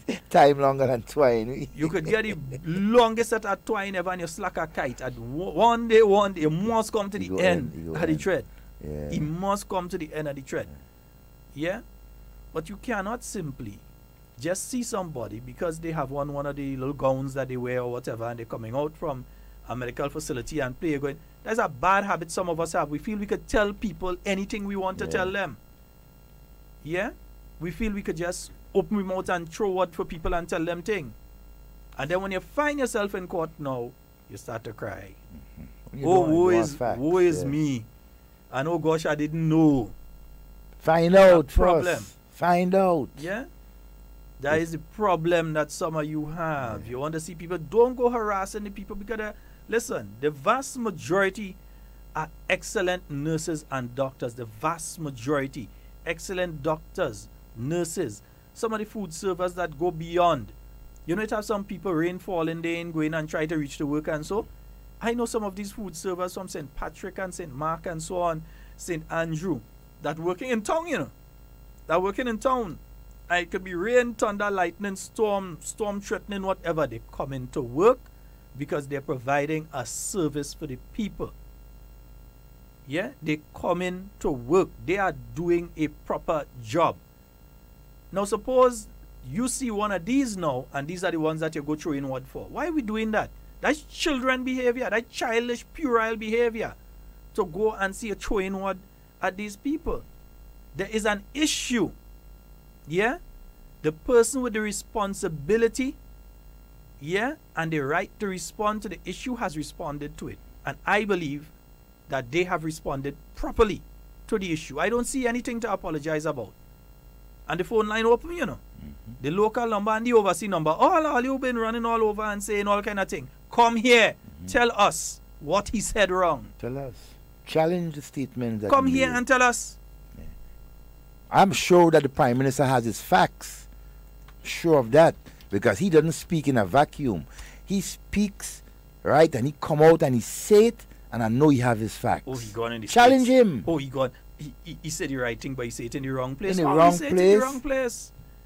He was not at a function in the United Nations with people from Israel and Afghanistan and Djibouti and Turkmenistan and all these kind of places. You'll find out calling some weird place here, I know. He wasn't in a thing with a set of people from other places. He was in a forum of Grenadians. People from Carriacou, people from Petit Martinique, people from St. David and St. Andrew and St. Mark and St. John and St. Patrick. He was in a forum of fellow Grenadians. We are talking among ourselves. So this idiotic argument, and yes, it's idiotic and it's stupid, and I have no apologies to make for saying that. Argument that he went and talked all day and embarrassing us in front of people. It was our own people he was speaking to. It was not an open Caribbean forum, so you had a set of Trinidadians and Barbadians and Guyanese and all kind of thing come inside there. He was speaking to fellow Grenadians as the leader of this country and the person in charge of the finances of this country. And most of them was in Grenada just for the carnival holiday, enjoying themselves and having fun. You understand? So what, he shouldn't account to them? The Grenadians. He's the Prime Minister of Grenada, Carriacou and Petit Martinique. He has to account. He has to make it clear, right? And I mean, come on. And some of you, well, you know what, those of you who feeling bad and rejected, perhaps you have something to hide and be scared about. You know, I always remember a good friend on the Port Authority years ago, Ambrose Phillip. Remember going to his office and there was a sign in his office that stealing isn't a fringe benefit, it's a crime. Something along that line. Knowing Ambrose, you will have that. Anytime you walk in Ambrose's office, there used to be a sign that you used to see. Stealing is not a fringe benefit, it's a crime. You understand? Some people take it as a fringe benefit, the truth. I think you had to put that all over the place. Stealing is not a fringe benefit, it's a crime. You know, I hear some persons make that comment.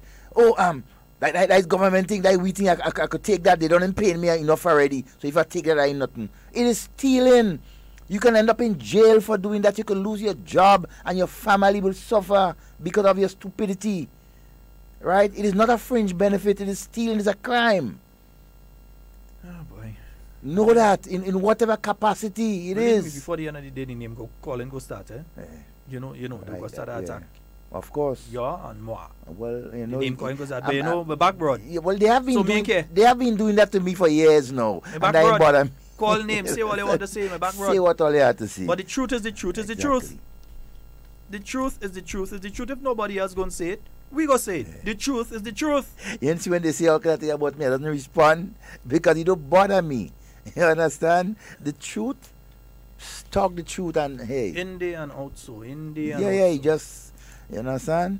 440-7377 and 347-329-3101. Give us a call. Yeah. Let us know how you feel.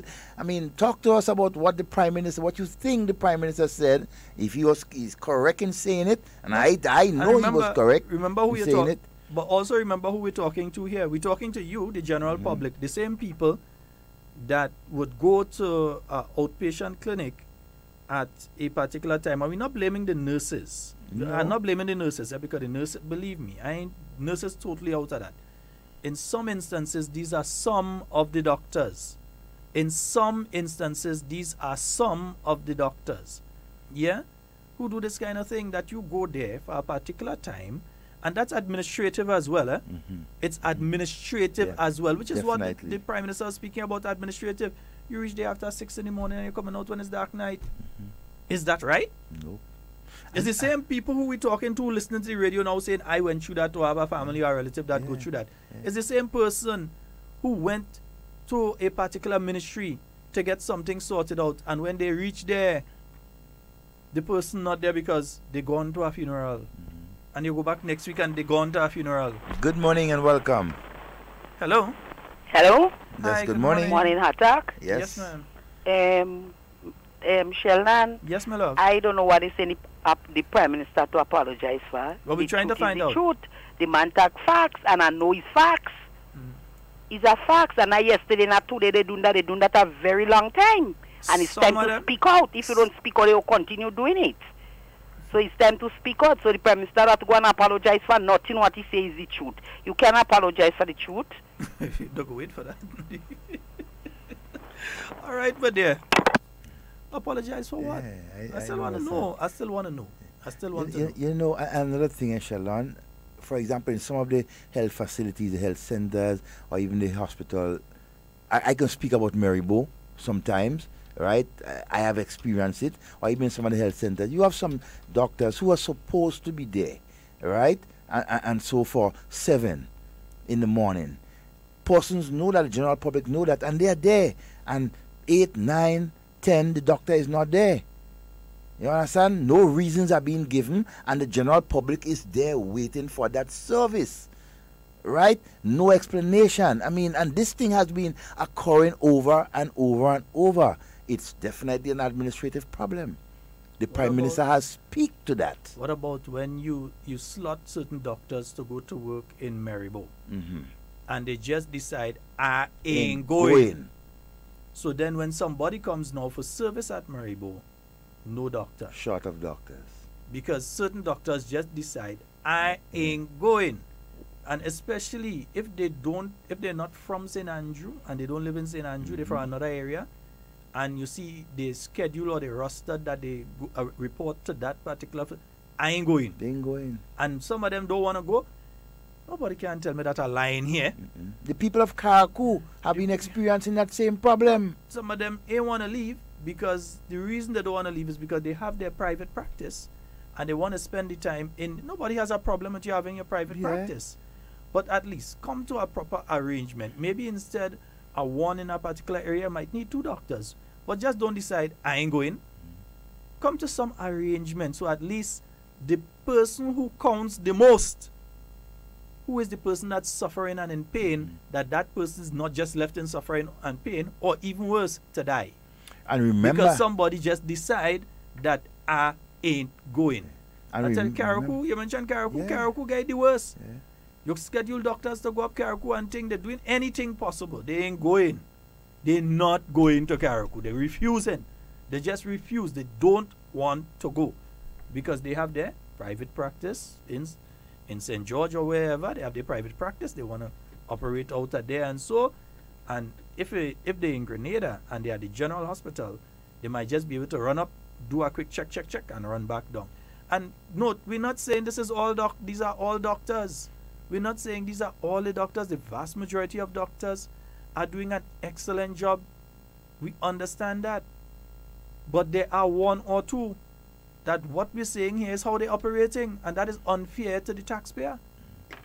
And we're not coming down on the doctors or even the nurses. We are just pointing out some of the deficiencies that occurs within the service, right? And we need to do better than that. We need to do, as individuals, as doctors, as nurses, orderly, administrators, we need to do much better. We have to account to the people of this country, right? Health in particular, right, is a serious issue. And when you have shortcomings because of some of us, our negligence, right, and these sort of things, I mean, it must be said, because it affects the country. Imagine the healthcare system in our country went right down to the ground. I mean, God help us. We have been trying as a people, as a country, right, to ensure that we provide much more and better health service for our people over the years. And it has been working. But there are a few of us who continue to be obstacles within the way. And they must be identified and called out. That is what the Prime Minister has been doing, not just in the health service, but generally within the country. Right? The weaknesses that we have, and we need to strengthen it. You know that you would go to the hospital, and you see, the thing is, if doctors and nurses are honest with themselves, they'd realize that some of the very behavior that they are condoning is what is causing the problems that they are having to do their job. For instance, if some nurses would admit that there are nurses who just don't show up when they have to show up, and because they don't show up, they end up having to do a double, so they end up having to spend a lot longer than they would have normally had to spend, and have to deal with more patients than they are supposed to have to deal with. There's a specific ratio, I can't remember how they call the ratio, of nurse to patients. Yeah. So 1 nurse to X amount of patients. And if others don't show up, it's not that others are not in the system, but if others don't show up, and so it causes that problem for those hard-working ones. And stop covering for them. Those of you nurses who are feeling the blunt, right, of that, and doctors and wardens, stop covering, right, and making excuses for those who are not doing their job. Expose them. Let the authorities know that, look, you are under pressure because this warden or this nurse or this doctor didn't show up, right? You see, I'm glad that that discussion is coming about now, because there's a lot that had to be spoken about. Too much. There's a lot within the healthcare system that has to be spoken about. So the Prime Minister is right to raise the issue. He's right to raise the issue of healthcare. He's right to raise it in the United States among Grenadians. He's right. He didn't raise it among Jamaicans. He didn't go in a Jamaican forum and speak. He didn't go in the one that Mia Motley had with the Barbados. By the way, happy birthday to you, Prime Minister Mia Motley. Today's her birthday, St. Paul's woman. Yeah, right? Yeah. He didn't raise it in the forum that she had out there in the U.S. because most of the regional prime ministers and other prime ministers and presidents, when they go to the United Nations, they use the opportunity to speak to their people in the diaspora and interact with them on various issues that would be happening back home, how they can help and different things like that.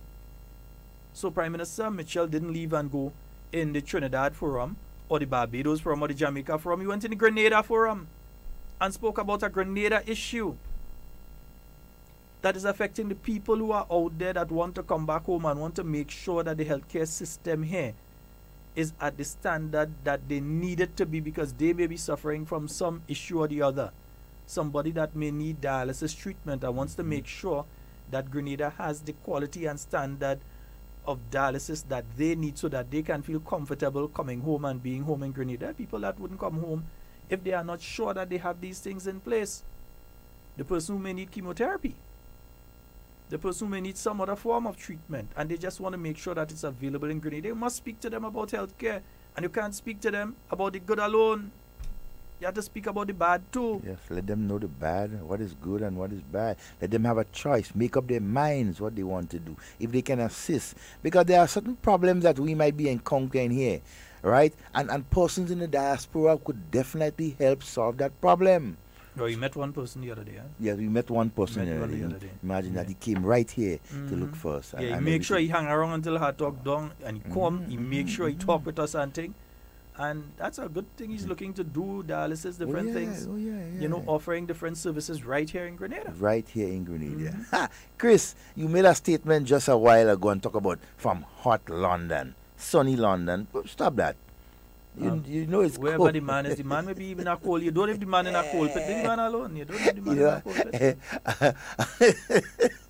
You don't know if the man hanging out in a cold pit. Leave the man alone. Perhaps he working in a steel factory. But let's just remind folks there though that hey, you know something else is happening on Thursday morning up there in Carriacou. It's going to be the opening ceremony of the new port facility.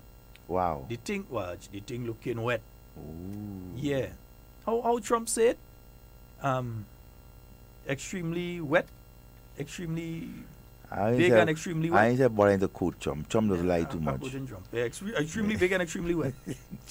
At least Trump watch. At least Trump letting Grenadians don't have to fly to Barbados again to go. Well, yes. We can't say everything bad about him, man. At least Trump do that.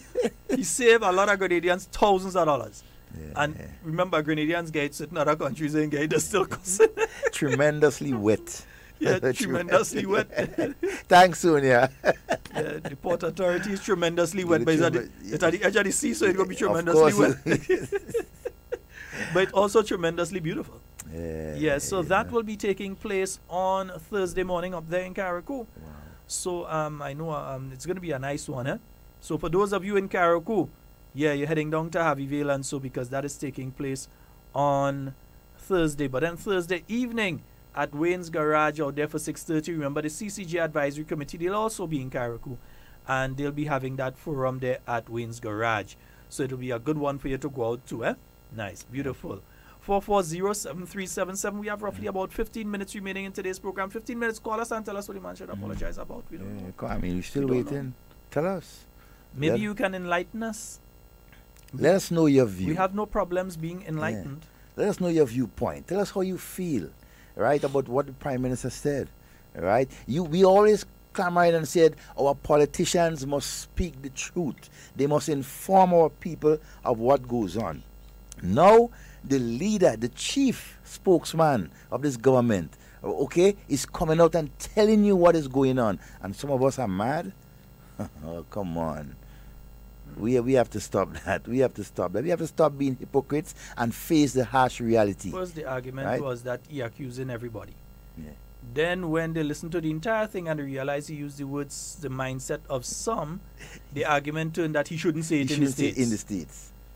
Wrong then when you discuss it, I said, listen, no, the man is speaking to Grenadians out there in the States at a Grenadian forum, the same people that contribute back to the thing.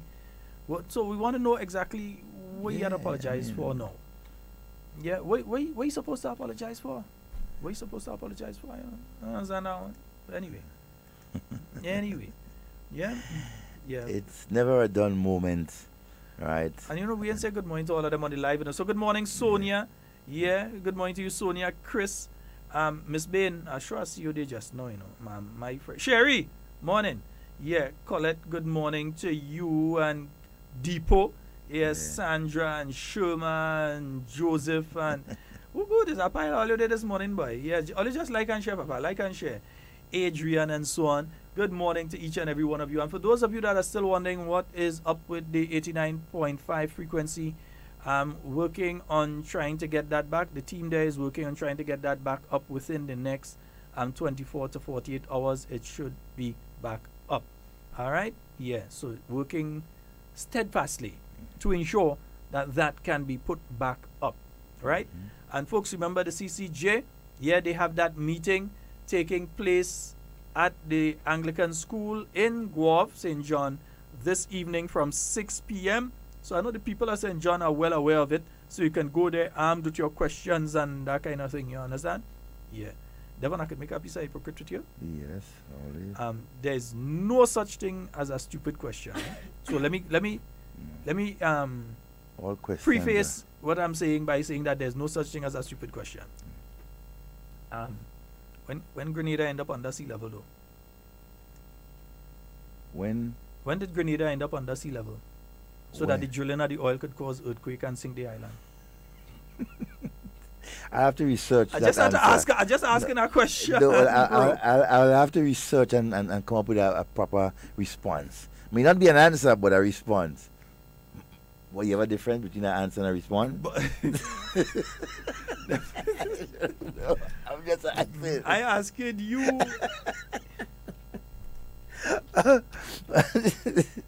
I want to know, Jed. I want to know if it's if we under sea level, because I'm kind of watching down at the sea from up here. Yeah. And I mean, there are one or two areas in Grenada kind of low, but if there's one country in the Caribbean that not under sea level is Grenada. Sure for that. If you're talking about Trinidad, it has several sections at Trinidad, Barbados. Well, now you're talking about a tabletop. Well, outside of the Caribbean itself, was still part of the Caribbean, Guyana. Well, you're talking about, well, a basin, Suriname, same kind of thing. Yeah. But Grenada under sea level? No, man. I mean, they can't be serious. Yeah, can't be serious. They can't be serious. They can't be serious. Good morning to you, Asha, Matthew. Yeah, right out there in Canada. Good morning to you. And welcome. But when last you talking to Kunumunu, boy? An hour ago. Oh, okay. About a little over that. A little more than that. Yeah, a little more than that, but yeah. Yes, indeed. 4407377. We have roughly 10 minutes remaining on today's program. 10 minutes. Right. And folks, so those of you in St. John especially, if you've got the opportunity to head on out, or those of you that know people in St. John, call them and tell them, in case they didn't hear, let them know that for 6:30 this evening at the St. John Anglican School, they can go there and they will receive information and they can ask questions of the CCJ Advisory Committee. They'll have a solid team up there to speak to the people of St. John re that particular issue. Huh? Yeah. Yep. And it's so important for us to continue to inform and to help educate our people when it comes to the CCJ. Right? It is so important for us as a people to move forward and move forward together, understanding, right, why it is so important for us to get involved in the CCJ. I mean, and one good enough reason for us to do that is because we are already paying for that facility. We are paying for that service. So why not use it? I mean, the wisdom of the leaders, right, when the Treaty of Shagaramas was signed, and so, right, the wisdom, they foresee that the Caribbean as a whole, right, would benefit immensely from all these things that they have put in place. And the CCJ is one of them. It is so important to continue to educate ourselves, right, to inform ourselves, and to move together as a people towards the CCJ. So let's again repeat, because I want to repeat it and I'll repeat it again as much as possible. Do not go throwing words at the healthcare professionals. Do not go throwing words at them. Yeah? The Prime Minister wasn't throwing words, he was stating facts of incidents that are happening within the system by a few miscreants. Few people who are doing, yes, miscreants, people who are doing wrong things, right? By a few. He did not label the entire profession. He did not label everybody working at the different facilities. He spoke of something that definitely is happening. We ain't guessing. It is happening. Yeah? And therefore has to be addressed. We can't continue just hiding your head in the sand and saying, well, that ain't taking place. It is taking place and has to be addressed. So don't go seeing somebody and you know that person working at one of the healthcare facilities and you just decide you want to throw word for them. Yeah? Don't do it. Don't do it. Yeah, that's a warning. Yeah? Don't do it, because the consequences you may face for falsely accusing might somebody. pay for the lawyer. Yep. Yeah. Good morning. Good morning, my friend. Hello? Morning, morning caller, you're live. Sheldon, how we doing the dread? Is that? man. Listen, what I find difficult to understand about the CCJ, why people oppose it, because if we look at the history and we go back during the time of the NDC, Professor Charles Randolph McIntosh was very clear about the CCJ. He put it on to be as part of the most fundamental part of us being independent. Mm-hmm. Am I wrong or am I right on that topic? No, you're correct. So true. So why, if there is something that was done under the NDC, do not the NDC supporters, weren't they aware of what their own party was doing? Of course they were. So are you saying me just spitefulness and ignorance? Well, to some of them it's spitefulness because it's under the NNP led by Dr. Mitchell. That is what they're mad about. That's the objection. But you know the worst part I about think people it. should look at what Randolph McIntosh actually said, Mm-hmm. on the topic. I think I'll either look for and some... educate themselves about the argument he put forward. Mm-hmm. And if at the NDC come into government in 2013, and Professor McIntosh was alive, he would have come to London and argued that very case on behalf of the NDC. Mm-hmm. Yep. Yes, indeed. Which part don't they understand? They fully understand. They're just hypocrites.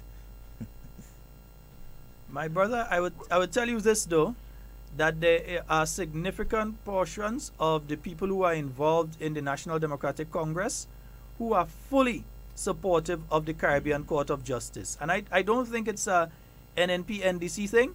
I think what is happening here is that there are several elements who are not supportive of the issue simply because they're carrying hatred towards a political party or an individual. Yeah? And they're putting that above patriotism or even common sense. Go ahead. By the leading activists that's on Facebook, is that progress? Have they look and see that what Dr. Keith Mitchell has done? Have they talked about? Have they raised the issue of the most important thing? We have kids that with a lot of subject, and all that means that they have the ability to learn. Have they listened to what was been said about a technical college?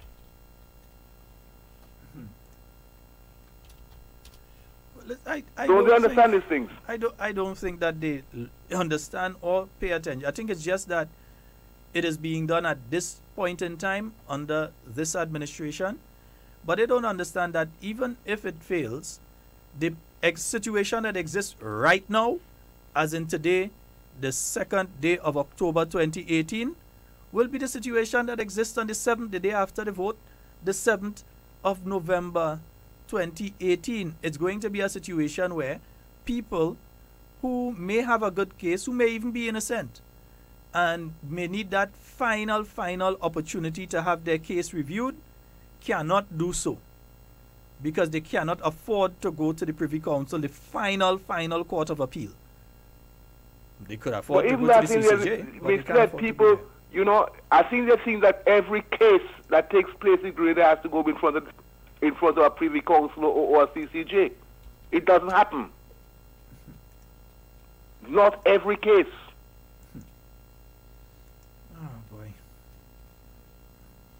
Anyway, my brother. So if the leadership would not educate the activists,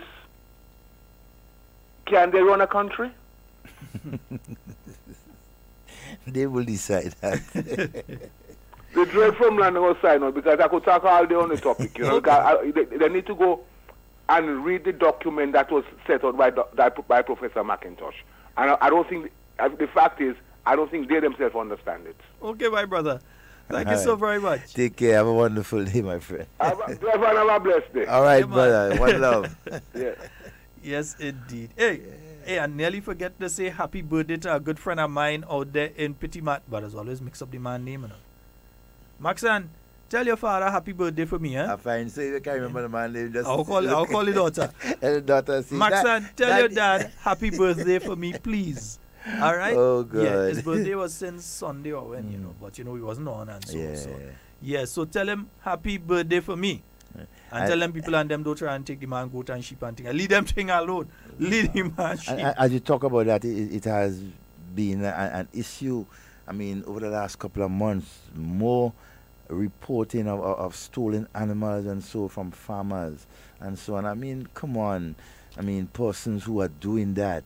I mean, you need to do better than that. I think the thief one we partner cow. Yeah, a big cow from the man and a heifer too. So you know, as he said, you know they're not going and butcher it. They're going and swap it. You know, it's a whole thing that. But you know what? The police is right on your back. Trust me. You know what I do? I think a lot of the farmers here do not brand their animals. You all had to start doing like them old cowboy and them and brand your animals. But and you know what to do? Huh? Branding here in Grenada, because some of these guys, they killing the meat, get rid of the skin, everything, put it in a bucket and go and sell it. At least if you get it while it's still alive, yes, you could immediately prove that it's yours. And so brand your animals and kind of brand them in a place that the person who's stealing it mightn't see quick. Brand your animal. Good morning and welcome. You might be your last caller. Why you calling my name? Good morning. If I only tell me he hadn't answered in that phone. No, but here's something very interesting. You asked if we speak to the Kodimunu. You didn't say if we speak to Wade. And he calls now and asks why you call him a name. Okay, Wade. Oh, okay, Kodimunu. He accepted. I'm not ashamed to call me something fine. I answer it. Once you can call me later and call me collect. You have a problem? Boy, let's see why. So if I call you collect, you don't answer now? No, don't call me collect and don't call me late for dinner. I ain't available for late. Okay. I hear you. Yeah. But I was just saying that somebody should call and say what the PM should apologize for. I think he should apologize for not airing this thing a lot longer than last year or year before. And I find that he should apologize for not going in depth and start bringing out a list. You know, they should start having a list of all the culprits. That he should apologize for. Yes, I really think he should. But third, let me ask a question. Something I noticed when I was home. If you're driving a government vehicle and you pick up 6 people by decal and you charge everybody $5 to drop them in Grenville or whatever the price is, where you got that? Stealing? Or you're just making up overtime? Ladron. They're stealing. Papa, yo. Oh my God. So listen, this thing has happened. Listen, Grenada is a small country, right? And these things happen even in the smallest of a business. Could diminish the business, right? I know in the USA, man, that is not business, man. That is rampant in every way, shape, and form. Sheldon, you noticed the message I sent you a little while ago? Yeah. Right. I call the individual. Right? This is not a message today. It's not a joke. So I called the individual and I said, they log on to and listen to Hard Talk. So then they call me back and say, you mean after all that I go through to get a thing and sell it home the teeth flip? Man. I don't know if you showed them on the message, but if you showed them on, they won't understand where I'm coming from. In the group, and you're supposed to see it. Yeah. in the group, you're supposed to see it. I just didn't see it yet. I'll show him after the program. But it is the fact, man, listen, this is happening in hospitals here on large scales. People take I witness, right? Some folks, I picked them up one day, coming from the hospital. I dropped the person off. The person was walking all healthy, and they go to their appointment, whatever. But when they come back, they come in the vehicle in a wheelchair. All right? Drop them a second time, and about 2 weeks, 3 weeks later for another appointment. Same thing. When they're coming home, they come home and they come in and they have to put the vehicle and the wheelchair down in the back. Because what do you think they're doing? They're still in a wheelchair. Oh, God. That's what they're doing. Each time they come and walk in. Each time they leave in a chair. Oh my God. They go in with a wheelchair. Oh, Lord. They got to shipping it and they're shipping it out and they're getting paid for it. Whatever, these things happen.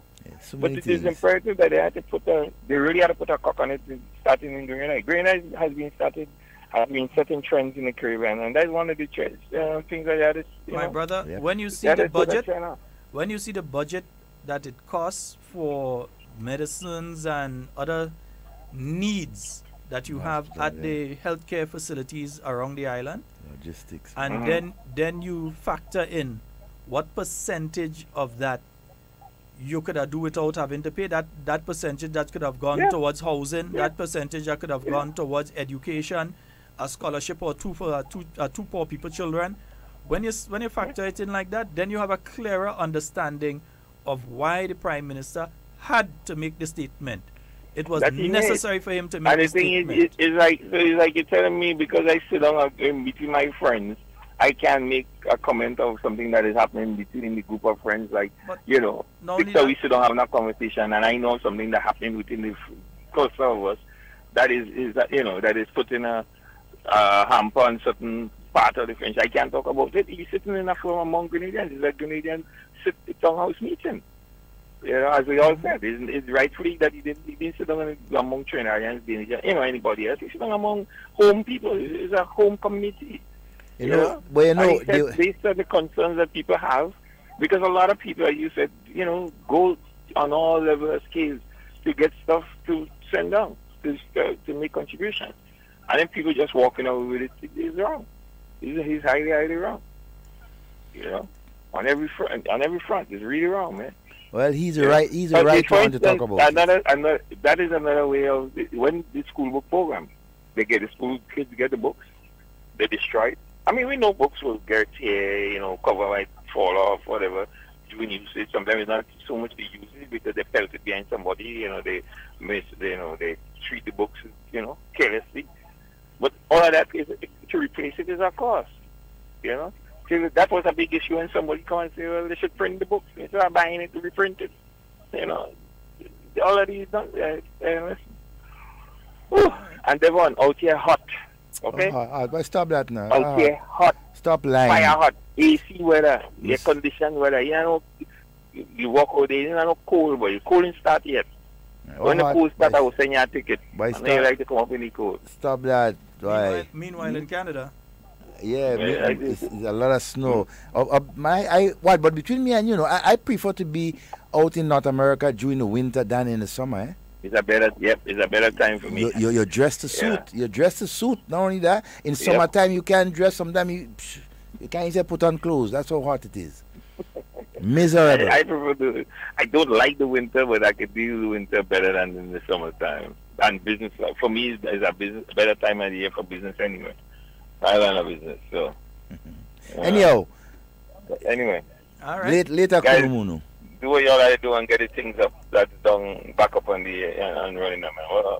Listen, make some overtime today now. You know, go up in the mountain and get the things sorted out. Yeah, providing you're paying for the overtime. Brother man, bye-bye. Listen, you didn't want me to give you overtime money because you see that far in here and you take too far away. Yeah, no, you can't hear that. You can't hear that. Later. I hear that. Okay, brother. Later. Folks, all right. Folks, that's all the time we have for Hard Talk today. It's been a wonderful being here with you.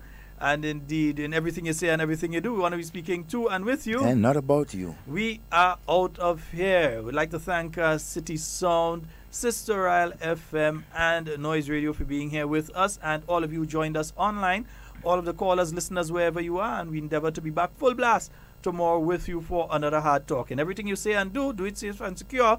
We want to be speaking to and with you. And not about you. Indeed.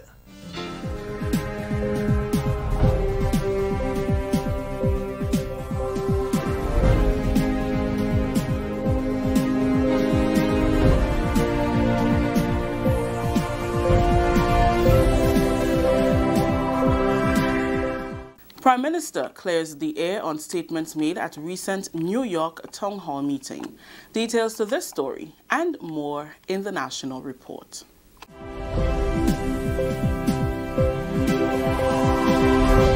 Good afternoon, everyone. I am Press Secretary Philomena Robertson. Welcome to our weekly post-cabinet briefing for today, October 2nd, 2018. It's a pleasure to be here as always. A thank you to those of you who are joining us online via television or radio, and a thank you as well to the members of the media who are present here today. This weekly post-cabinet briefing represents an ongoing commitment by the government of Grenada to be accountable to the people of this tri-island state, providing regular updates on what's taking place within government. We have a delayed start this week because of the opening ceremony that concluded a short while ago for the visit to Grenada by the Chinese hospital ship, the Ark Peace. This week, the focus of the press briefing will be primarily on the health sector, and many of you would be aware of the developments that have taken place in that sector over the last few days. Joining me this afternoon is Minister of Health, Honorable Nicholas Steele, who has just actually returned from the opening ceremony for the Ark Peace. Minister Steele, welcome, and without any further delay, I'd like to invite you to make an opening statement, and then, of course, we'd open the floor for questions. Good afternoon to you all. Those of you who have been able to adjust your schedules to come to this rescheduled press briefing, I want to thank you for that. I want to start by first of all congratulating the government and people of the People's Republic of China, the embassy here of the People's Republic of China, Ministry of Health, Ministry of Foreign Affairs, for being able to organize a second visit of the PLA vessel Ark Peace. Last time that vessel came here in 2015, 9,000 Grenadians were seen to. And we expect this time to have as many, if not more. That's 9,000 lives that were touched positively. That's 9,000 individuals who received improved patient care. And I think it is a testament one to the strength of relations between our two countries, and also what we can achieve when we focus on our people. I also want to make a statement.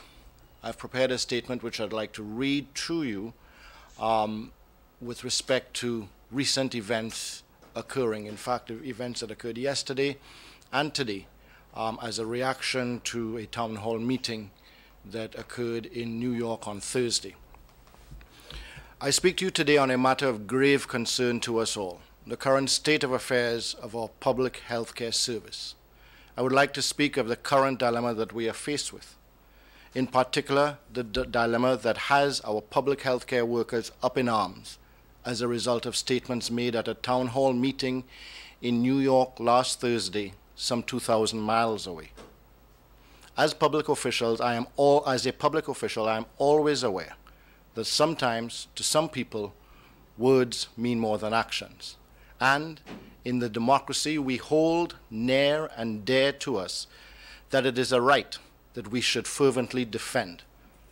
A right to have differing opinions, to disagree on an issue. I also believe that as a proud developing nation, we should always have national health care at the forefront of our public discourse. It is with this in mind that I must say that I am saddened that in the recent days the discourse on health care has been one of he said, she said, as opposed to the real issue of patient care in Grenada. The fervor and offense taken by words uttered in Brooklyn appear to be misdirected. I started by saying that we are all entitled to our own opinion, and I express mine, my own here. In the course of a 2.5-hour event in which much was said about healthcare in Grenada, the only takeaway by some is a 10-second statement which, in my opinion, has been taken out of context and blown way out of proportion. I hold our providers of healthcare, our doctors, our nurses, orderlies, drivers, and other ancillary service providers in high esteem. Many, if not all, have provided and continue to provide yeoman service under challenging conditions. I want the public discourse on healthcare in Grenada to remain at the forefront. I want it to be about and have included in that discourse our very healthcare providers. I believe that the focus should be about quality of patient care and how can we constantly improve on it. As a public official, many times I have had statements made about me that I strongly disagree with or take strong offense to. In some instances, by the very healthcare providers that collectively my primary mission is to serve. I do not believe that I have the right to withdraw my services or cause others to suffer because of such offenses taken by me, whether perceived or real. As a proud Grenadian and servant of the people, I move on and I move forward. As such, I judge others under the same rules that I judge myself. Let us have that discourse on healthcare. Let us have meaningful debate about improving healthcare. Let us talk about the fact that yesterday it took a fully functional ambulance 2 hours to get to someone in need, not for lack of equipment, not for lack of nurses, not for lack of orderlies or doctors at our general hospital, but because of statements made some 2,000 miles away, words, as well as a deliberate choice by some to ignore all the other positive statements made about our health system and our healthcare providers in Grenada at that event. Should we not be discussing the fact that we have new ambulances on island and 5 more to arrive in the next month, and how best we can have them serve our people? Should we be discussing the soon-to-be commissioned Phase 2 of the General Hospital and how best we can serve our people? Should we be discussing electronic medical records and how best it will serve us as healthcare providers and our people? Should we be discussing national health insurance, equipment on the wards, stocking of pharmacies, budgets, HPV vaccinations, and yes, our doctors and nurses and ambulance drivers, and how best we can serve our people? Should we care about words or actions? Actions that benefit our people, patient care.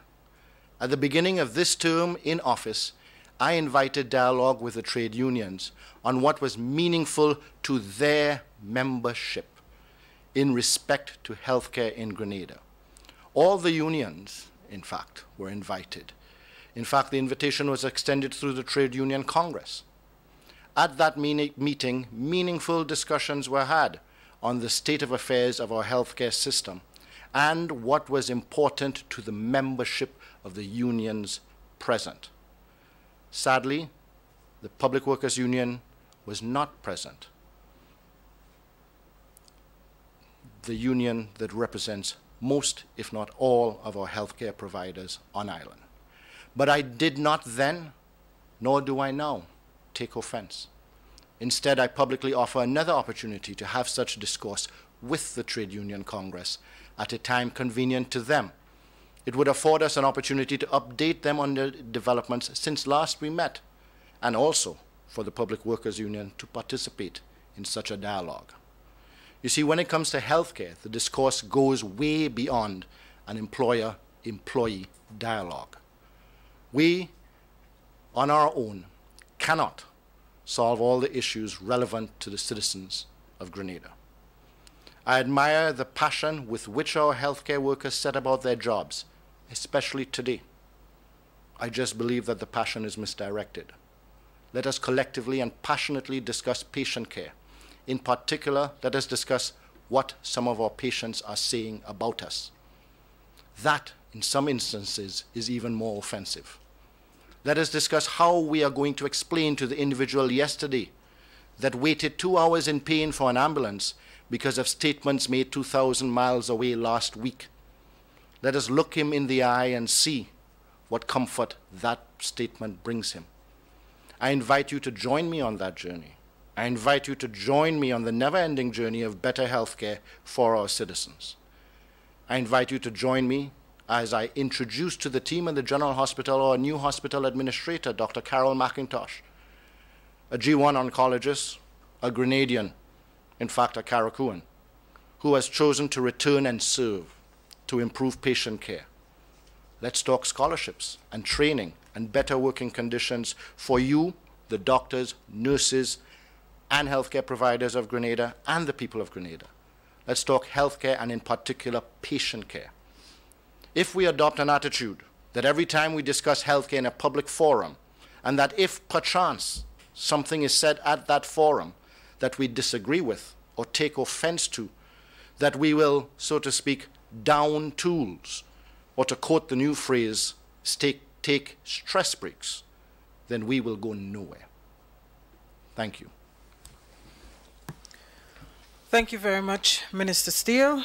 A very profound statement there, and it comes right on the heels of a statement made by Prime Minister Dr. the Right Honorable Keith Mitchell yesterday, and I'll just quote a few sentences from that statement. He said, "There is no denying that there are many honest, decent and hard-working public workers who have given human service and who continue to do so, often going above and beyond the call of duty in service to the government and people of this country." And similar to Minister Steele in extending an opportunity for dialogue, the Prime Minister has said that he stands prepared to meet with doctors and nurses who may have felt personally offended by his comments. He reiterated his recognition and admiration for those who perform credibly, putting the healthcare needs of patients above all else.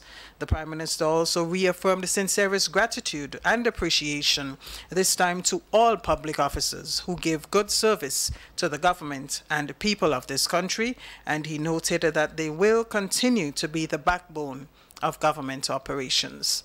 On that note, ladies and gentlemen, members of the media, we'll open the floor for questions. Please identify yourself and your media house and then pose your question to the Minister. Thank you. Good afternoon. Karima Lewis, the New Today newspaper. In a media conference yesterday with the PW, they called for the Prime Minister to apologize and retract his statement. Based on what you said in your statement earlier, that the statement made by the Prime Minister was taken out of context and blown out of proportion, do you think that there's a need for the Prime Minister to apologize? When it comes to discussions between the Public Workers Union and the Prime Minister, I know my place. I'm speaking to you as a Minister of Health. The Public Workers Union does represent a significant number of healthcare providers, but the Public Workers Union represents many other public workers, of whom the Prime Minister, through the Department of Public Administration and as Chair of Cabinet and Prime Minister, is responsible for. There is a team that discusses relations between the unions and the government. And I am always wary of whether the issue at hand is specific to healthcare or if it is one of relations between the government and the public workers. So I will allow statements or opinions of those statements, apart from the one that I have expressed, my own personal opinion, to remain with the individuals who are responsible for the interaction between those two parties. Okay. As Minister of Health, do you share the sentiment that was expressed by the Prime Minister in the clip that was shared on Facebook? Do you share that sentiment? As Minister of Health, as a Grenadian, and as a parliamentarian who was present and made statements, I share the sentiments of what was discussed entirely. If you take any of the statements made in isolation, you can find an argument to go one direction or another. But I spent almost an hour at that meeting praising the progress made in our healthcare system. I have not heard mention of that by a single stakeholder. So if you want to ask me if I share the sentiments expressed by the Prime Minister at that meeting, yes. If you want to ask me if I am willing to join with others to take one of those statements out of context, no. Okay, let me just ask one question. Yesterday as well at the press conference, the PW president, along with the president of the Nurses Association and president of Junior Doctors Association, was saying that they were not aware that there was any investigation in terms of pilfering going on at the hospital. No complaints were made to them.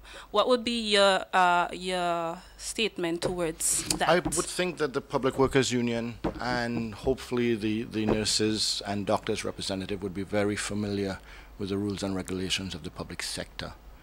If there was an investigation going on, it's not likely that they would be informed about it until the results of the investigation, unless one of them in particular was under investigation. And what was clearly said, and I am clearly saying, is that many, if not all, of our healthcare providers provide human service. So if there's an investigation going on one particular individual or group of individuals, it should not in any way incriminate or have any of them feel that they are incriminated by it. Sherry and Noel, GIS. Minister, notwithstanding all that was said, my question to you is, what is the plan now going forward to ensure that health care is provided to citizens based on what is happening now?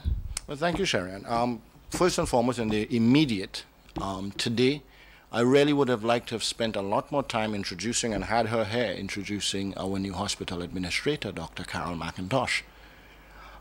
It took quite a lot for us to get her here, but she has given up a very lucrative job and position in the U.S. and has returned to Grenada and made the sacrifice. We're not by any means paying her anything close to her value or what she would have gotten in the U.S., but she has returned home. She's a proud Grenadian and Caracuan and is here to make a difference. So I really wanted to spend some time and discuss that. To spend some more time and discuss the ARC piece, which is here. Last time it was here, 9,000 Grenadians interacted healthcare-wise, patient-wise.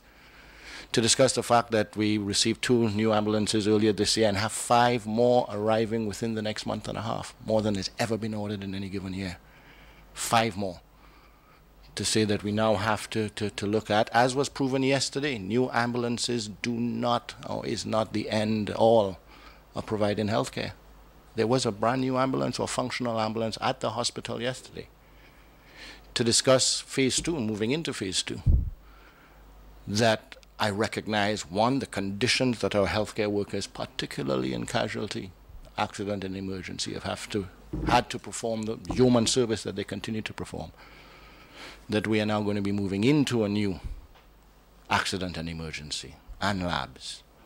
And that one, that should afford them an opportunity to provide better service, but most definitely afford our citizens of Grenada to receive better patient care in new facilities and in a facility where the providers are more comfortable. So those are some of the directives, and most definitely to be discussing national health insurance and where we are and it's our health insurance, a basket of services that would be provided, and what has come as a result of it, and I think pertinent to the discussions of the day, electronic medical records, which will make the health system more accountable. But in particular, what is meaningful to the healthcare provider is with that accountability affords them the opportunity to exonerate themselves if, and they are many times falsely accused by members of the public. It would allow them to exonerate themselves, but it allows the members of the public also, through those electronic medical records, to have the comfort that the health system is accountable. Minister, you have mentioned a number of important issues and so on, and things that are coming to improve the health sector, because we know for some time now there have been lots of complaints. It doesn't have this, we need that. But with the present situation and the power of social media, with most of what is considered the negatives, what is the plan going forward to get all these positives to rise over what is negative, so that Grenadians would have an understanding that, yes, while this was so, the government of the day is doing what is needed to improve health care? Well, I think, Sharon, you raise a good point. It became most evident, too, when we met with the Trade Union Congress earlier this year, the members that showed up, that one of the takeaways we had was that we weren't speaking enough about what we were doing. That it is something that is endemic to this area of government, healthcare, not just in Grenada, but throughout the world, that the failures of a system are broadcast more than the successes in healthcare, that we are more passionate, and we should be more passionate about failures, about death, about malpractice, about wastage, about waiting times, than we are when there are new buildings, new doctors, better service. That's human nature. So I think we in the Ministry of Health must always be aware of that, find opportunities, maybe work harder at finding more opportunities to speak about what we are doing, engage as many stakeholders as possible, and recognize also that in some cases on social media, the comments made, whether correct or not, about healthcare in Grenada may be politically motivated and may have another interest at hand, and to make sure that we provide the facts and only the facts about what's happening. And are you in a position just to give an update as it relates to the whole issue with the nurses? You know, we had this issue about a couple of months ago about us not having enough nurses, most of them seeking employment abroad and so. But then the issue of the nurses, quite relevant, was actually discussed by all of the health ministers of the OECS and Caribbean, CARICOM health ministers, last week in Washington, where we had a meeting. And it is a situation not unique to Grenada. Shortage of nurses, as well as the possibility of nurses leaving Grenada to work in the UK in private institutions. And I want to stress in private institutions because we have received assurances from the National Health System of the UK that they will not be overtly or covertly seeking out our nurses without having some sort of arrangement with the governments. So whatever may be happening, and I would have to say covertly, we at the Ministry of Health have not been officially notified by any agent or agents of potential employer or agents of current employees. I have heard public statements, as you have, from representatives of nurses here in Grenada, but I have not seen any official communication from them. I've heard them mention numbers, but I have not seen any communication from them. I've heard them use the possibility of nurses leaving as a tool in bargaining for something else, which I think is not related, but I haven't received any official communication from them. And finally from me, I wasn't privy to all of the town hall, but while you were making your address, you were dealing with an issue as it relates to doctors. And I know that there are a number of doctors that have, you know, gone through the whole scholarship program. So I was just wanting you to clarify a bit, because we often hear of shortage of doctors and so, but we do know that a number of them have received some sort of scholarships and so from the government. So in terms of putting that in context as to where we at in terms of doctors, and why sometimes we hear that there aren't enough doctors when we know that government is doing what it can in terms of ensuring that we have doctors. Over the past 3 years since I've been Minister of Health, we've trained more doctors and provided more opportunities for doctors than we have in recent years, and it's constantly increasing. It's not something I personally take credit for. It's a collective initiative of our government to provide those opportunities in Cuba, in China, at SGU. More doctors are being trained, nurses as well. These individuals are supposed to be bonded, and the government is supposed to and must, I stand by it, must enforce the bond. There are opportunities for an individual who has received a scholarship and qualified to have their bond deferred or to pay for their bond. And I hold hard and fast on those should be the only two options. You can have your bond deferred if you are going further to specialize, and you can pay back the government and people for the opportunity given to you and the value of the bond. I have had discourse, public discourse, with doctors who have felt it was their right in some form or fashion to choose another route. And they're entitled to their opinion. I stood my ground. I believe they stood their ground, and it has been worked out. I have not been sued. I was going to court, and we did not yield on our position. If we are to provide more and more opportunities for doctors and nurses, we have to see it for what it is. It is to provide more and more opportunities for improved patient care in Grenada. And we have to make sure that those doctors and nurses who receive that opportunity provide patient care. Mr. Steele, I just want to ask, is there an ongoing investigation into the pilfering at the hospital? I am not privy to the status, but I know that there have been issues, and we, Ministry of Health, is not responsible for investigating where there is criminal intent or possibility of criminal intent. There have been cases that we have referred to the police and to other units for investigation. Once we do that, it's outside of my control or any of the Ministry of Health, and we just simply cooperate. To say that as to whether there's ongoing cooperation on issues that could have criminal or immoral activities proven, yes, there is. As to whether any healthcare worker should feel that that incriminates them all, no. Because such activities occur in almost all ministries as well, and in the private sector as well. And if anyone is, or their peers, or a member of their peers is being investigated, it most definitely does not incriminate. I think what we should all be doing is adopting the position of, should one of us be found, minister, permanent secretary, public servant, at any level, be found to be conducting activities which we as a society deem to be unacceptable, immoral, or criminal, that we should be standing up and saying that's unacceptable, and that we would welcome such investigations, because such an investigation would do two things: would find the wrongdoers and to exonerate the rest of us who are not doing it.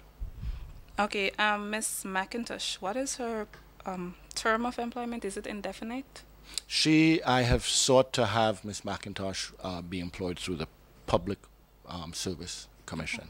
So it would be at their discretion as to how she would be. The position is a public service position, so that we went through the process of finding the individual and convincing the individual to come to Grenada under the terms and conditions that Grenada can afford.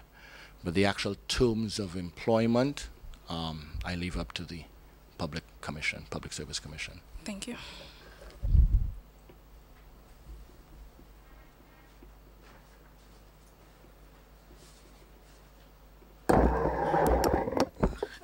Good morning. Good afternoon. Good afternoon, sorry. All right, my name is Akisha, and I'm from the Grenada Broadcasting Network. So the question I have, though, in recent time, the government would have imposed new measurements, management for the cemeteries in and around Grenada, right? So can we have an update on that? And as it relates to sourcing of new lands for the Grambra Cemetery, so yeah. Specifically on the cemeteries, there's still work to be done there with respect to the management structure. What I will reiterate is the status quo is unacceptable. for us as a government and for us as a people, that we have to change the management structure to ensure that our cemeteries are better maintained, and that the cost of such maintenance is as efficient and effective as possible.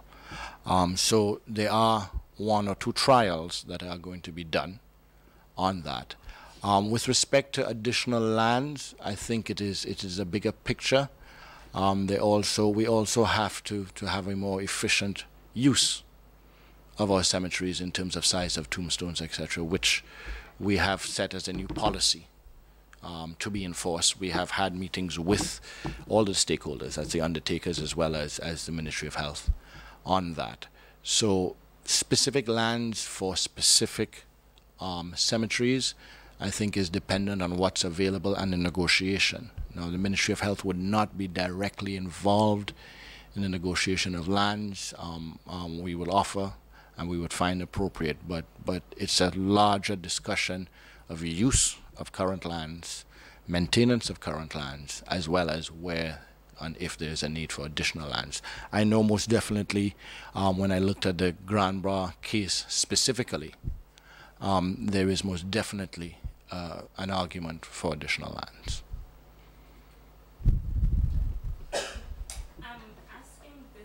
Question on behalf of someone. They told me to ask you. You are asking. I'm asking on behalf of someone. So you're representing who then? Another reporter. But if you ask it, it's going to go down on record as coming from your institution. In relation to a pharmacist opening a pharmacy, his own pharmacy. Have you heard anything about? See, I'm not going to comment specifically on that for fear that it would jeopardize a possible investigation or so. But the mere fact that you asked that question shows that the need to have responded in New York to a similar sentiment that was expressed by members of the diaspora, because as we have admitted here today, we are in the age of social media. The distance really is insignificant when it comes to communication. So the sentiments that you are expressing from that question are the same sentiments that were expressed by the diaspora in New York, Grenadians who are living in New York. You as a Grenadian ask it here, they as Grenadians asked it up there, and the sentiments were expressed by our Prime Minister. And if I were to say, does any healthcare worker in Grenada have the right to take offense to you asking that question right now? Does any pharmacist in the government system have right to take offense to you asking that question? I'd say no. But you have asked it, and you have a right to. And just to also note that the medium through which the question is being asked is pretty much the same. It's live on television, it's carried live on the internet, so the audience is pretty much the same.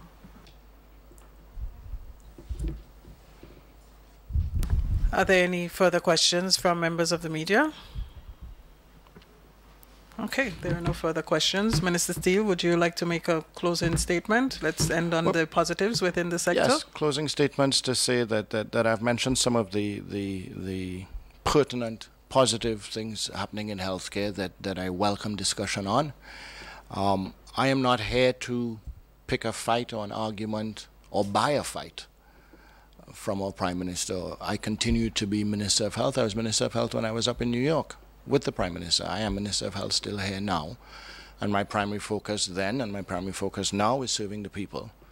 And as Minister of Health, it is to improve patient care in Grenada. So I welcome any and all discussions from any and all stakeholders. In particular, I'd like to take this opportunity to call specifically to the executive of the Junior Doctors Association, the Nursing Association, as well as the Public Workers Union. Let us sit and discuss issues. If we are to discuss issues, then we can have success in healthcare. If we are to adopt an attitude, as I said, that once something offensive is said publicly, that we down tools or take stress breaks or demonstrate dissatisfaction, then two things are happening. One, we are not discussing the real and pertinent issues relevant to the people. And two, we are disrespecting our democracy. Thank you very much, Minister Steele. And on that note, we go forward. The message, the takeaway from today is that the focus has to be on the primary health care of Grenadians served at all of our health facilities. Thank you very much, members of the media, and to those of you who joined us via television and online and on radio, thank you for joining us. We'll see you again next time.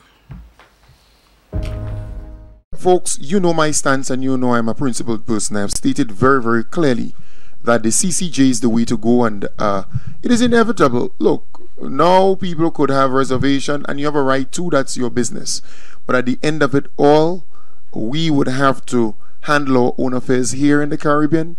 We would have to have our own system, and I am simply saying the time is now. The time is here for us to do so. And look, we can have disagreements. We can look, I've stated on the program my position, and there are people who say straight up, Kem, I don't agree with your position, and they challenge and they say certain things, and I respect that. We should have a healthy debating going forward. Tomorrow we will have Joseph Roberts or some of his acquaintances or some of his colleagues to come in and speak about the CCJ, and you have the opportunity to ask a number of questions the same way. But I am telling you folks, you have listened to me many a years. I am confident that the CCJ is the way to go. It may not be perfect, and nothing in life is perfect. Nothing in life except God himself. But I am simply saying this is something that you need to look at. Give it a try. Look at it. Listen to the both arguments. I am convinced that the CCJ is better for this region than the Privy Council at this point in time. And I am saying it will be better for many, many years to come. So I am simply asking of you to vote yes for the CCJ.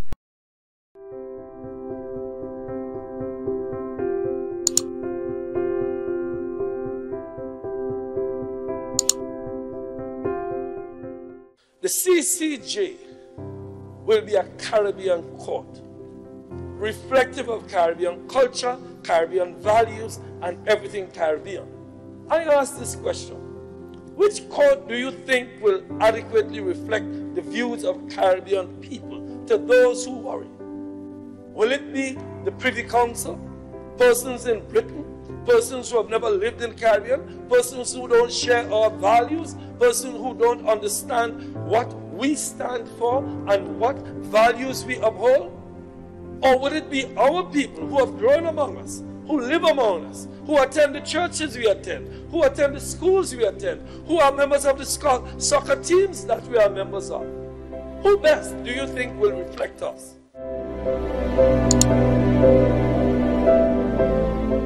It's about time. It's long overdue. We should be there because, you know, get out of the British thing, and so we are all one Caribbean, and I think that will be binding us more together. Yours is yours. Privy Council is not ours. No matter what we do, what we say, no matter what ties we had to England, this is the time to keep divesting ourselves of those strings that tie us unnecessarily. There's nothing in this bill for any partisan political party. Nothing. There's only one thing in this. It's for the people of Grenada, Carriacou, Petit Martinique, and for the Caribbean region as a whole.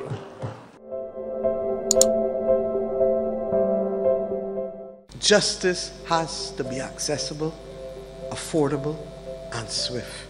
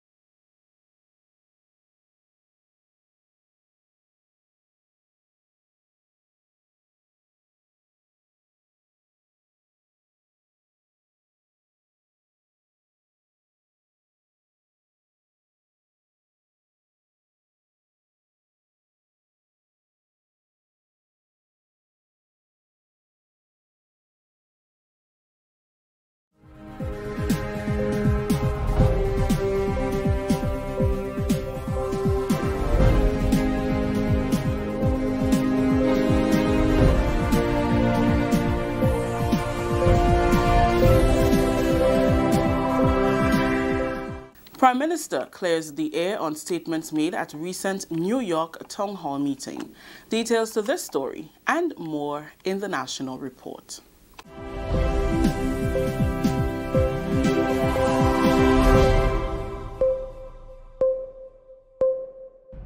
Welcome back with the details. I'm Rikisha St. Louis. Prime Minister Dr. the Right Honorable Keith Mitchell says recent statements about the inappropriate use of government resources for personal benefit was not meant to imply that all public officers are guilty of this. However, he says it is important to face the ugly truth that this has been happening and continues to happen across the public service, not only at the General Hospital, which was specifically referenced in response to a question on health. We get more in this report. In a written statement dated Monday, October 1st, Prime Minister Dr. the Right Honorable Keith Mitchell said statements made at the recent Town Hall meeting in Brooklyn, New York, were in no way different from previous statements made about the pilfering of supplies from various government departments and the inappropriate use of government resources. He said, and I quote, "This is not hearsay, it is fact, and I have repeatedly shared my concern about the corrupt practices across government. I do not share the view that raising this issue with fellow Grenadians in the diaspora was inappropriate. We call on them to give back to their home country, so we owe it to them to be honest about what is really happening here in Grenada." Unquote. The statement added that there is no denying that there are many honest, decent and hard-working public workers who give yeoman service, often going above and beyond the call of duty, serving the government and people of this country. However, the inescapable fact is that there are also some public officers who use their position to access government resources for self-aggrandizement at the expense of the people of this country. It is the actions of this group of selfish and self-serving public officers that tarnish the image of what should be a noble profession. He went on to state that this wanton disregard for the proper use of government resources puts the entire country at risk and undermines valiant efforts being made to improve the socio-economic status of the country and its people.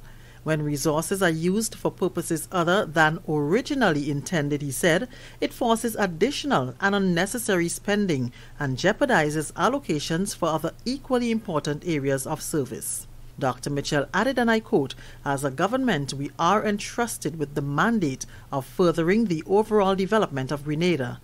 As Minister of Finance, I am personally appointed as the caretaker of this country's financial resources. But it is not a task performed single-handedly. It is with the support of all public officers who are similarly entrusted with departmental financial accountability, and we further rely on the honesty and individual accountability of each public officer. I stand prepared to meet with our doctors and nurses who may have felt personally offended by my comments about rampant stealing at the General Hospital. But I can categorically state that the intention was not to malign all healthcare professionals. I reiterate my recognition and admiration for those who perform credibly, putting the healthcare needs of patients above all else. However, we cannot and must not turn a blind eye to the prevalence of corruption. Acknowledgement is the first step in correcting an ailment. My intention was simply to underscore the detrimental effect of the actions of some, not only in the health service, but across all of government, including the Ministry of Infrastructure Development, Customs and Excise, Inland Revenue Department, and the Marketing and National Importing Board, where an inquiry is currently in progress. I must reaffirm my sincerest gratitude and appreciation for all public officers who give good service. You are and will continue to be the backbone of government operations." Unquote. Minister for Foreign Affairs Honorable Peter David is appealing to international partners to work towards an acceptable country vulnerability index that assesses the developmental risk of small island states. Addressing the United Nations General Assembly over the weekend, Minister David suggested that this could be done just as the Caribbean Developmental Bank uses vulnerability indices to set terms of its financing. He pointed out that the region's sustainable development faces significant threats from challenges like corresponding banking, de-risking, blacklisting, and middle-income status graduation. The withdrawal of corresponding banking services to CARICOM member states can be seen as an economic assault that would destabilize the financial sector of our already vulnerable economies. Remittances contribute in real and significant terms to the GDP of small states. In fact, the World Bank has stated that any sudden stop in remittances in economies that rely on these flows could pose significant threat to socio-economic stability. Added to the threat of loss of corresponding banking relationships, we also have to contend with the unilateral and often unfounded blacklisting of our institutions as money launderers and our countries as tax havens. This is the National Report. More news after the break. The house was shaking. Then said the story here, bang, crack, and the roof had gone. Man, I was so scared, I nearly wet myself. Only those who have lived it can truly understand the devastating fury of a hurricane's wind. The house across the road just get up and roll over. Hurricane force wind. It's a hazard. Hazards. Take control. Reduce your loss. You can hurricane-proof your home. For example, make your roof more wind-resistant by using screws instead of nails in its construction. Find out more about hurricane force winds and other hazards at your local disaster office. A message from the National Disaster Management Agency and SEDERA. Welcome back. New home on the way for swimmers in Grenada. Lands in Queen's Park have been set aside for the new aquatic center. The announcement was made by Ms. Perron Johnson, president of the Grenada Amateur Swimming Association, GASA, at the start of the 2018 Grenfin Invitational last Saturday. The Invitational serves as the OACS team selection trials for competition in November. Johnson says the new center will be a major accomplishment for the association and Grenada. I'm just happy to say at this stage that GASA has made good progress in terms of advancing the development of an aquatic center. You would be hearing more about this in the upcoming weeks, but we are happy that we can say, with the presence of the strong presence of the government representative here today, we have the Minister for Sport with us, accompanied by the parliamentary representative, and they have been working hard behind the scene, and they have ensured jointly that GASA now has a land vested in its hands for the development of an aquatic center, and this is a major accomplishment.